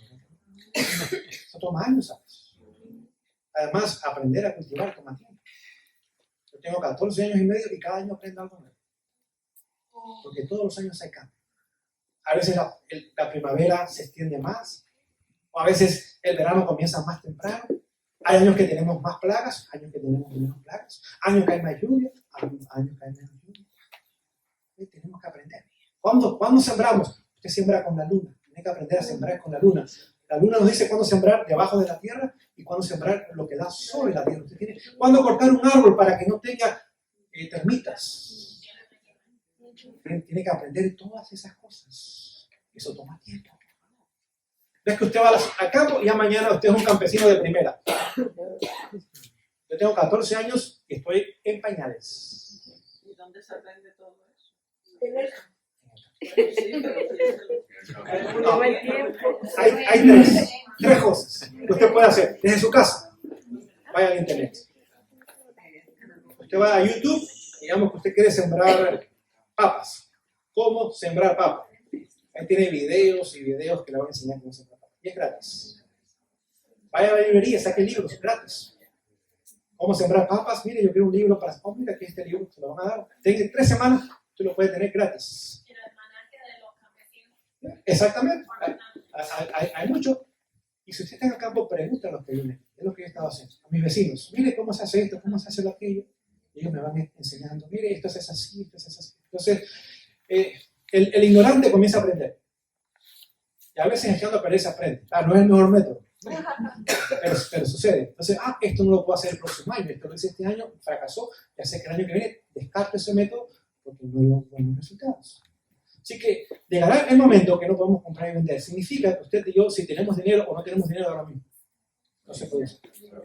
Usted tiene que tener agüita para tomar, para su aseo personal, para la agricultura. Tiene que tener árboles que tengan madera para calentar su casa o cocinar sus alimentos. Tiene que tener tierra que usted pueda haber cultivado algo. Aprenda también a deshidratar, aprenda a congelar, aprenda a poner las cosas en frascos, en conservas, porque todo eso es necesario. ¿Okay? Entonces, poco a poco usted se va preparando para ese momento. No ha llegado. Todavía tenemos Publix, el presidente, y Sedano, y todas esas cosas. Todavía tenemos eso. Pero el momento llegará que no habrá eso. Pero el número 4 dice que miles de ciudades serán visitadas por juicios divinos. Miles, no sabemos cuántas. ¿Por qué? Juicios divinos. Juicios divinos. Entonces, quiere decir que llegará un momento que dice que la maldad que hay en las ciudades va a llenar la copa de Dios. Serán quemadas como nosotros mismos. O quién sabe, terremotos, huracanes, quién sabe cuántas cosas Dios traerá, pero todavía no ha llegado ese momento. Pero llegará el momento. Esas son las 4 razones por las cuales dice: mejor, pueblo mío, radiquen o establezcanse ustedes en el campo. Nunca para esconderlos. Es imposible. Hoy día con la tecnología que hay, usted no se puede esconder. Es más, si usted tiene un celular, ellos saben dónde usted está en este momento. Ellos están grabando toda conversación, toda foto que usted toma y después pone en Facebook, aunque no la ponga, todo eso está creando un perfil de cada ser humano. Del mundo entero, no nada más Estados Unidos. Toda la información que la gente pone en Facebook, y lamentablemente la gente hoy día no cuida su privacidad. La gente pone: le acabo de dar de comer al gato. ¿Qué tiene que saber eso la gente? ¿Qué tiene que saber eso la gente? Si usted le da de comer al gato, no. Pero la gente todo lo pone. Todo lo pone. Con las tarjetas de créditos, las tarjetas de débito, cada vez que usted hace una transacción y marca, saben la hora, el lugar, lo que usted compró, la cantidad que usted compró y todo. Si usted tiene efectos electrodomésticos en casa, están grabando a través de eso. Yo tengo ahí el documento. Todo hoy día. Usted y yo estamos en el país más vigilado del mundo. Hay más de 33 millones de cámaras que cada semana graban más de 5 billones de horas de actividad de sus ciudadanos. Cuando usted sale, ¿qué hay en los semáforos? Cuando usted va a las tiendas, ¿qué hay en las cámaras? Oh, ya lo dije. Donde quiera que usted vaya, ¿qué hay? En su casa Y usted y yo siempre tenemos una cámara con nosotros. Que aunque esté apagada, usted ve que no le puede quitar la batería. No se puede. porque él la tiene activa todo el tiempo, escuchando, grabando, tomando fotos de todas las cosas. Cámaras en la televisión. La televisión lo mismo. Es más, usted y yo tenemos que llegar al momento como Daniel. Cuando Daniel fue investigado por sus enemigos, ¿qué encontraron nada más contra Daniel? Que era fiel a Dios. ¿Sí o no? ¿Y le buscaron todos los trapos sucios que podía tener Daniel? ¿Se lo encontraron? No. Y usted y yo, los que están viviendo una vida dual hoy día, vienen a la iglesia, pero después quizás se meten por ahí a un cabaret, a una discoteca. Allá hay cámaras. Y un día le van a decir, tú eres adventista del séptimo día, mira. ¿Qué estabas haciendo aquí? Tal día, tal hora, con tales personas. Eso es lo que promueve tu adventismo. Si usted se mete con una mujer en un hotel hoy día, o un hombre, Lo cogen enseguida. usted le dice, ven acá, tú eres la adventista que no quieres, ven acá. Aquí está. Un día no, pastor, alguien lo graba uno y se hace viral. Bueno, pero digamos, aquellos que piensan que se pueden esconder. Así que, un día, si usted y yo no hemos sido fieles, nos van a sacar esos trapos sucios. Tenemos que ser muy cuidadosos hoy día, iglesia. Porque hoy día no se puede esconder nada. Es imposible. Bueno, para Dios jamás nos hemos escondido. Porque para Dios no hay noche. Para Dios siempre es mediodía. Pero aún para el ser humano hoy día con la tecnología, saben todo en relación a nosotros. Aunque si usted escribe cheques en falso, todo se está registrado. Todo se está registrado. Y un día, no, vas a sacar el perfil. Dice, mira, Héctor, aquí está tu perfil. ¿Esto es ser cristiano? Entendamos. Tenemos que pedir al Señor que nos ayude a la victoria sobre el pecado. Amén. Para que cuando saquen los trapos sucios, o no haya, o sean tan viejos que ya no, esa era mi vida antigua. Pero en Cristo, una nueva criatura. Sí, tiene una pregunta. La disyuntiva es, tenemos mucho tiempo escuchando sobre la salida al campo. Ahora estamos en este país. Entonces los que ya estamos mayores, decimos, no podemos agarrar parrilla porque hay mucho frío. Que si en Florida no se puede vivir, porque en Florida se va a llenar de agua. Una arena. Entonces, ¿qué arena? Entonces, ir a nuestros países está el comunismo y en la situación que está. Y entonces, ¿para dónde vamos a ganar?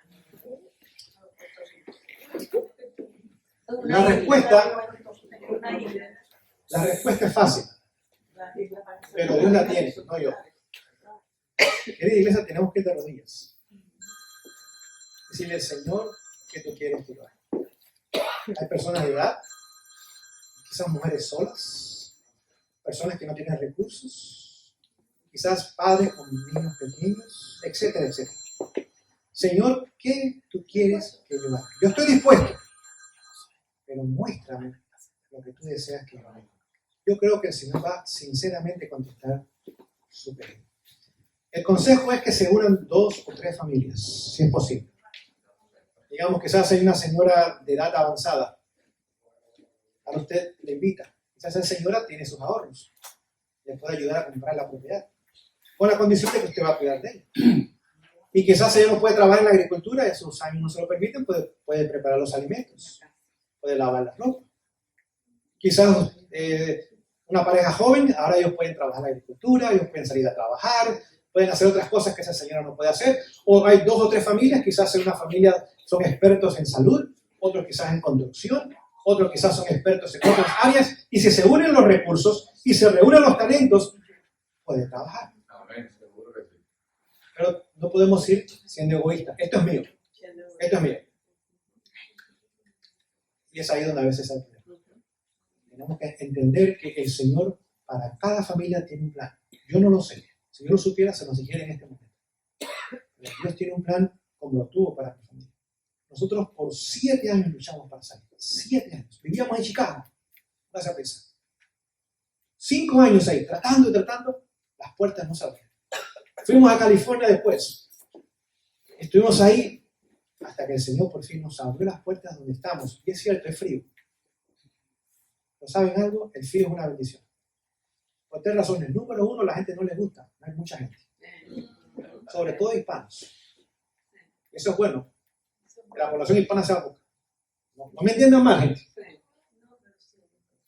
Que la población hispana no aumente mucho. Porque los hispanos quieren mucho poder. Es que el frío, señor, mándalo. Y manda nieve también. Población poca. En sentido general. Mi condado tiene 42,000 habitantes. Todo el condado. Todo el condado. Pero no hay mucho trabajo. Lo que hay muchos pinos, mucho bosque, mucho terreno que pertenece al gobierno federal o al estado de Washington. Así que esa es una razón. Número 2, también nos gusta porque la vida es más baja. Como no hay mucho trabajo, pues la vida es baja. Los salarios no son altos. El costo de vida. El costo de vida es más bajo. Exacto. Así que hasta el momento Washington, al igual que Florida, tiene una ventaja, no tiene impuestos del estado. Lo cual, eso es excelente.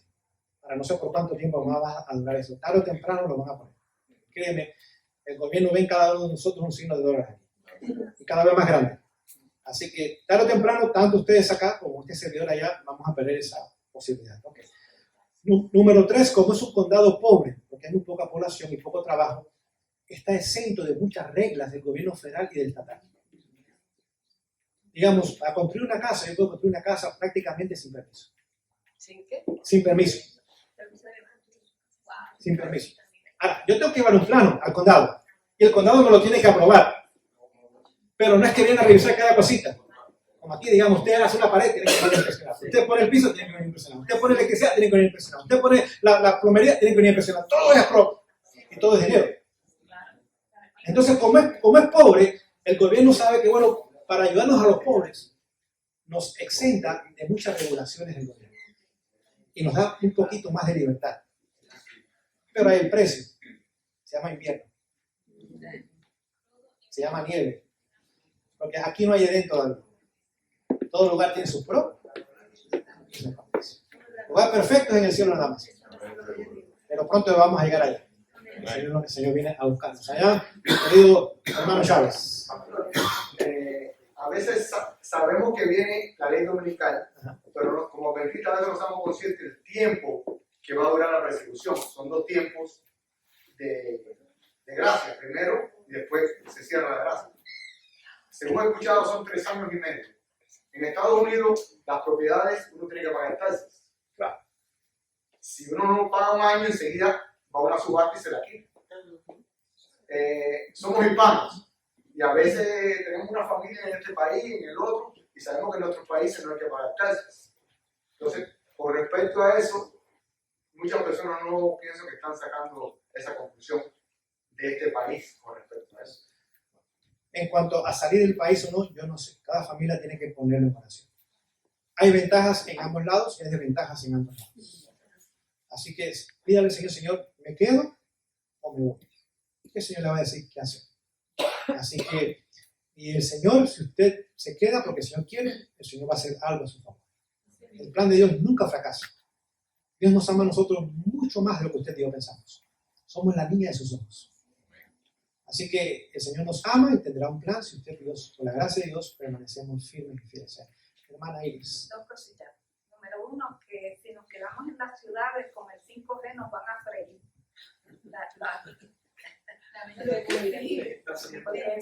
5G es la nueva tecnología que está saliendo en los teléfonos. Y segundo, yo tengo un amigo que vive en Santo Domingo y él cada vez que viene para Santo Domingo y qué sé yo, que él me trajo una computadora con la casa que él está construyendo en una montaña. Y entonces yo le pregunto, ¿tuviste mucho problema para edificar eso ahí? Me dice, muchacha, el gobierno ni sabe que yo tengo esa casa ahí. Ya no hay especulaciones de ninguna índole. Él dice que el gobierno ni sabe que él construyó esa casa. Como nuestros países son un desastre, porque no hay disciplina, pues esa indisciplina se convierte en un beneficio a veces, porque el gobierno no sabe. Digamos, en este país el gobierno no sabe todo. Le voy a poner un ejemplo de un señor que yo conozco allá donde yo vivo. Este señor hizo una pequeña casita para su suegra, para que su esposa cuidar a su mamá, ya su papá había muerto, hizo una pequeña casita en su propiedad. No le informó al gobierno. Al siguiente año, le mandan los impuestos a esa casita. Pero con los impuestos le mandaron la foto de la casita. Hasta el día que la había hecho. Constantemente hay satélites. Y están tomando fotos sobre nosotros. Así que el pobre hombre tuvo que pagar impuestos de 2 años. Más penalidad porque no había pagado los impuestos del año, más intereses sobre los impuestos del año pasado.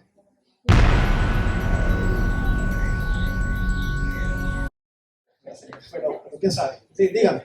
Con lo que usted habló con respecto a la educación, hay muchas familias que piensan darle homeschooling a los niños, pero también hay estados, por ejemplo California y Nueva York, que están pensando hacerlo ilegal a las personas que hagan homeschooling. ¿Qué te recomienda? La educación en casa hoy día no es un derecho, es un privilegio. No sé si vemos la diferencia. Derecho es lo que usted puede hacer en todo tiempo. Privilegio es cuando el Estado permite que usted te haga. California es uno de los peores estados para la educación en casa.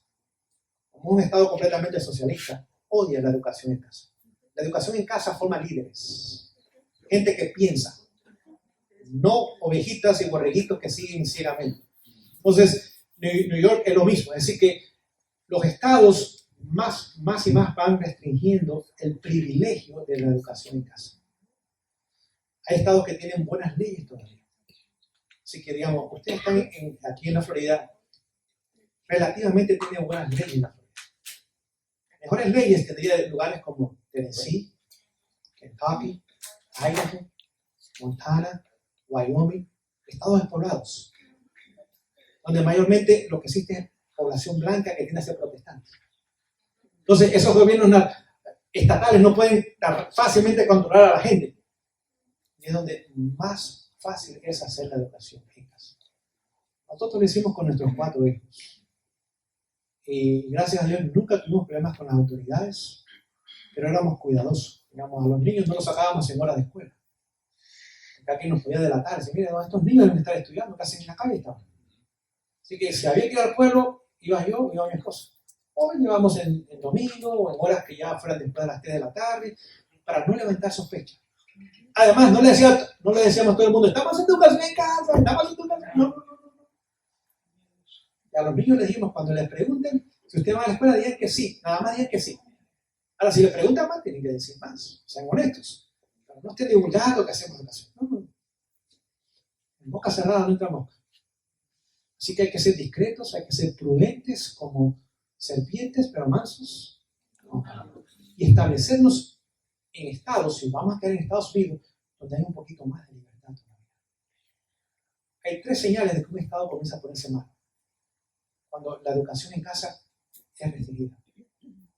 Cuando le quiten las armas a la gente. Cuando desarma a la población, usted está bajo el control del ejército. Y número 3, cuando ahora se implementan leyes en contra de los derechos constitucionales. El famoso políticamente correcto que hay, que usted no puede mencionar esto, que usted no puede mencionar esto porque esto no se puede decir. Todas esas leyes que controlan las libertades es señal de que ese Estado está yendo en la dirección equivocada. Pensemos esas cosas antes de decidir dónde vamos a estar. Con relación a las armas, yo he escuchado personas que piensan que sería normal llevar un arma para el campo en el caso de que cuando se acabe la comida en la ciudad y vengan a buscar comida a los campos, porque eso es lo que dicen. Sí, pero esas personas van a atacar a mi familia.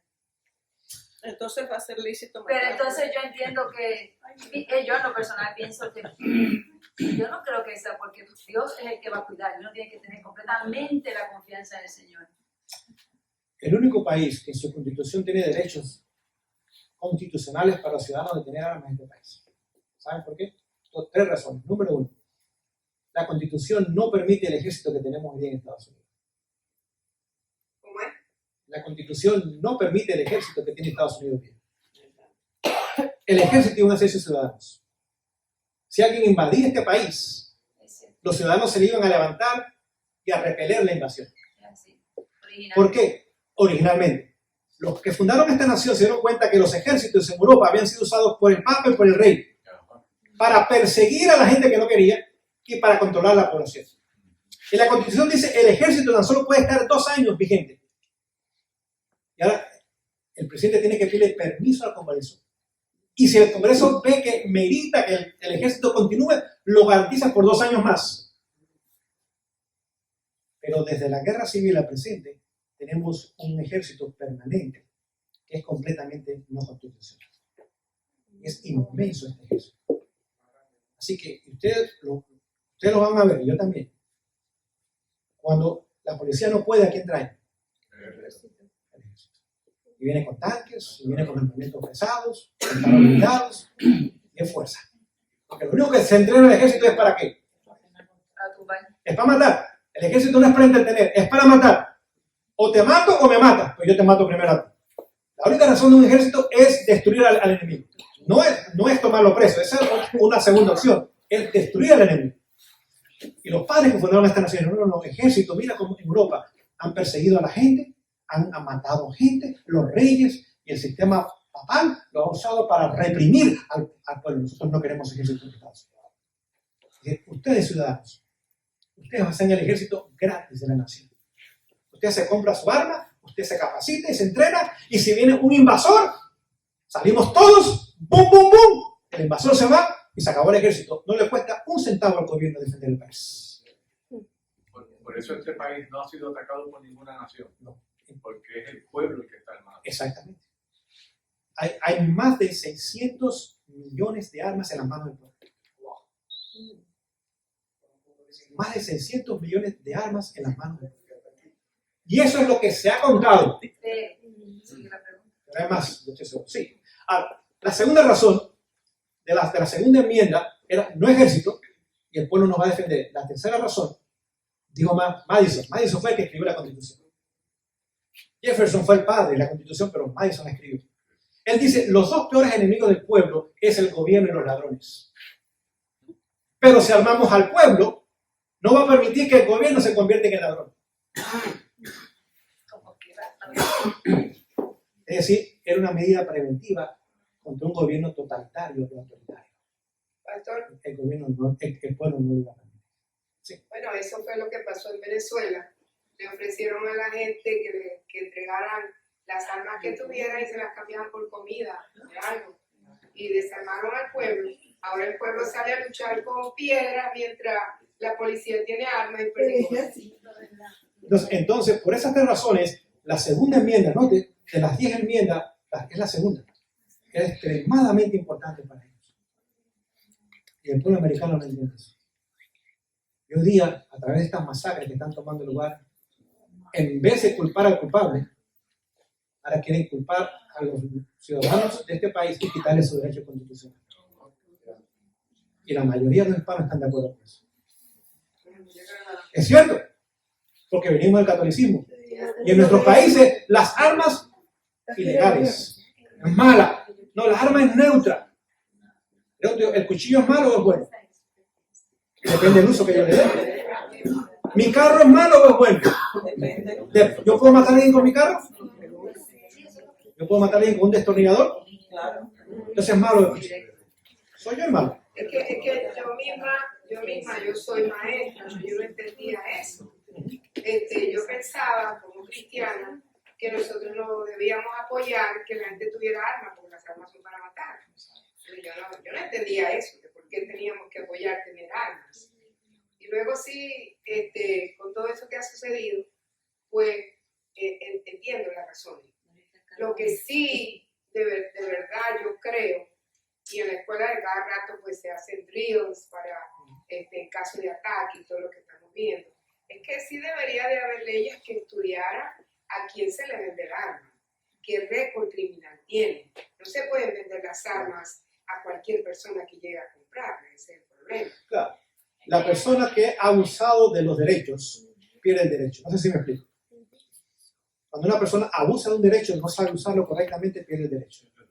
Y si usted es un criminal, si usted ha asaltado personas, si usted ha robado un banco, si usted no merece tener ese derecho. porque no sabe usarlo correctamente. Ahora, con relación a la pregunta de ella. Nosotros como cristianos. No, con relación a la pregunta de ella, que si se vive en el campo, se debe tener un arma o no. Ustedes tienen que decir. Mire, mi hijo tiene una fábrica allá en Venezuela, productos integrales. Él tiene varios vigilantes, los cuales no tenían armas, eran vigilantes, como para llamar a la policía, nada más. Para correr. Pero ahora con todos estos saqueos y toda esta cosa, pues le tuvo que dar armas a los vigilantes para que asustaran, por lo menos. Porque si el ladrón oye un tiro, sale corriendo. O sea, no va a darle el arma para que mate. No. Pero Sí, para para asustarlo. neutralizarlo. La Biblia lo que condena es el homicidio, pero no la defensa personal. Es lo que no sabemos distinguir. Si mi familia está en peligro, yo tengo el derecho de defenderla. Si mi vida está en peligro, yo tengo el derecho de defenderla. Si usted está en peligro, aunque no sea mi familia, yo tengo el derecho de defenderla. Por lo tanto, el arma se convierte ahora en una defensa personal. Ahora, si yo la uso para matar a una persona porque le quiero robar, eso es homicidio. Pero para defender a una persona inocente de un crimen que quieren hacer contra esa persona, yo tengo todo el derecho de defender a esa persona. Y eso no es homicidio. Es más, en la Biblia, el pueblo de Dios siempre tenía armas. Es más, Jesús que le dijo a los discípulos, ¿tienen espada? Si no tienen, búsquenla. Que tienen que llevar espada. No era para matar a nadie, pero en los caminos había ladrones, asaltantes, delincuentes, era para protegerse. Y si en el caso más trágico, yo tengo que quitarle la vida a una persona para defender a otra persona, no es homicidio, es defensa personal. Ahora, nunca lo he hecho y espero nunca hacerlo. Pero si tuviera que hacerlo, tendría que hacerlo. Y el Señor, yo sé que me va a juzgar correctamente. Mi objetivo no era quitarle la vida, era defender a los inocentes de una persona criminal que tenía malas intenciones contra una persona inocente que no le había hecho absolutamente nada. Si usted está en el campo y usted no quiere tenerla, no la tenga. Hay personas que la tienen para cuidarse de animales. Digamos, donde vivimos hay osos, hay panteras. Es decir, que para cuidarnos de esos animales de 4 patas y algunos de 2 patas. Así que, Eso también ustedes se puede entrenar para usarla, porque ustedes no solo ahora. claro, si usted la tiene, prepárese. Sí, hay muchos lugares donde usted puede ir a practicar y le van a enseñar. Porque si usted no sabe usarla, usted va a correr el peligro de hacer mucho daño. No, pues sabes que ahora aquí creo que en Florida aprobaron que los maestros pueden llevar armas a la escuela. Yo me han preguntado que si yo voy a llevar armas a la escuela, y yo claro que no. Yo tampoco la llevaría a una escuela, pero cada maestro tiene que decidir. Es decir, que depende del lugar y las condiciones. ¿Cuál es el objetivo de hacer? La hermana ahí. Se nos dice que en la iglesia habrían 2 partidos, los cuales vemos hoy. Dice que uno trabajaría para la corrupción de la iglesia, y otro trabajaría para la purificación de la iglesia. Así que cuando vemos iglesias divididas no es nuevo. Lamentablemente es la realidad y va a continuar. La unidad vendrá después de la ley dominical. Cuando queden los que realmente son, ahí vendrá la unidad. Hasta ese momento, lamentablemente, porque no debiera ser así, va a existir la división en las iglesias. ¿Cuál es nuestra función entonces? Pedirle al Señor que nos ayude a ser fiel a Él y que en lo posible nos ayude a alcanzar a otros con amor, con cariño, con misericordia. Pero lamentablemente la unidad no va a tomar lugar hasta después que pase la última prueba, que es la ley dominical. Entonces dice que ya había un pueblo que era un cuadro perfecto y que avanzaba al mismo paso y en la misma dirección. Sobre la plataforma triple, pensaban los 3 ángeles. Entonces veremos la unidad que hoy día añoramos tener, pero lamentablemente no la tenemos. Así que el Señor nos ayude a formar parte de ese movimiento en el futuro, pero hoy día formar parte de aquellos que queremos alcanzar a nuestros hermanos en amor, en cariño y en misericordia. Hay 2 manos, ¿cuál desea hacer la primera? Voy a hacer eso rapidita. Las madres que tienen hijos que fueron criados en la iglesia pero que en la adolescencia, por influencia de amistades, cosas así, se han apartado. ¿Qué esperanza tienen las madres para que esos hijos regresen además de orar y orar? Porque llega el momento en que los nenes no quieren escuchar mucho y simplemente es orar. Pero hay un versículo o algo que dice que va a ser la última oración del Señor contestada. ¿Eso es cierto o eso? Yo no he encontrado la cita. Puede ser que exista. Y si usted la encontraron, pues por favor compártela conmigo. Pero, madres y padres, yo soy uno de ellos. No tiremos la plata. No tiremos la toalla. Mientras hay intercesor, hay posibilidad de salvación para nosotros. Amén. Es más, dice que muchos, no está hablando de jóvenes, muchos, incluyen adultos, que se alejaron, regresarán al final. La semilla que fue sembrada, quizás con llanto y regada con lágrimas, dará su fruto. Así que si hay padres y madres que sus hijos se han alejado y usted hizo lo que usted pudo hacer, siga orando, pero viva el cristianismo, que sus hijos lo vean. Porque la mayoría de los jóvenes se han ido porque han sido chasqueados por el cristianismo que ven en nuestro medio. Profesamos algo alto, pero vivimos acá abajo. Desde el hogar hasta la iglesia. Y las instituciones nuestras también. Es decir, si eso es ser adventista del séptimo día, adiós. Pero Padre, no nos rindamos. Todavía Jesús está intercediendo a favor de nuestros hijos y de sus hijos también.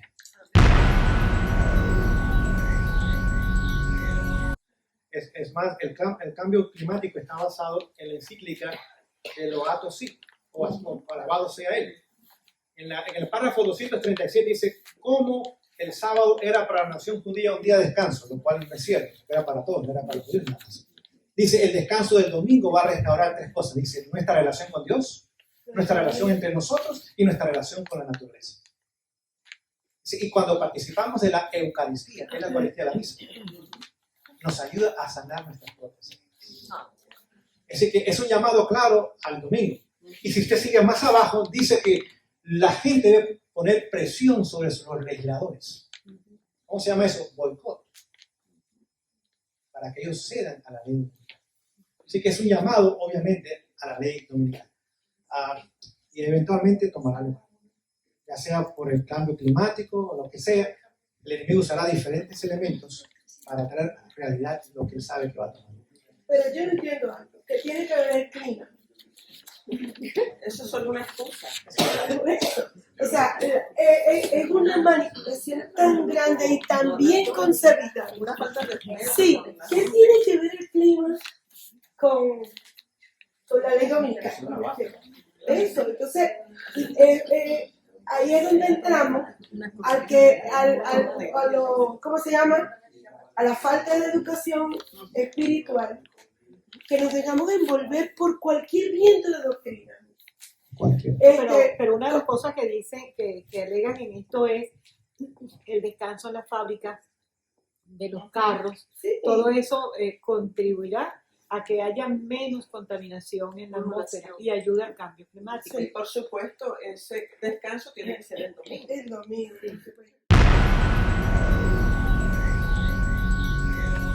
Un comentario, el hermano Chávez dijo algo acerca de 3 años y medio. Yo he escuchado a muchos hermanos adventistas que mencionan que el tiempo de la ley dominical va a ser 3 años y medio. ¿Dónde se dice eso? Porque yo no lo he leído en ningún lugar.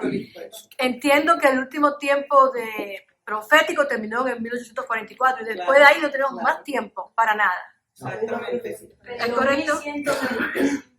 Bueno, lo que ha tomado es que han tomado las 3 cifras de Daniel 12. Daniel 12 habla de 1260, 1290 y 1336. Y esas fechas las han puesto en el futuro. Ahora, yo no comparto esa posición, no veo fundamento bíblico para cada posición, pero yo sé que hay personas que la promueven y la creen.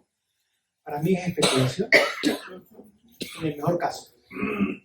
Yo prefiero mantenerme lejos de esas posiciones. Así que es mi consejo para ustedes también. Estudien. Yo siempre animo a las personas que tomen su tiempo para estudiar, escudriñar y llegar a sus propias conclusiones basadas en la palabra.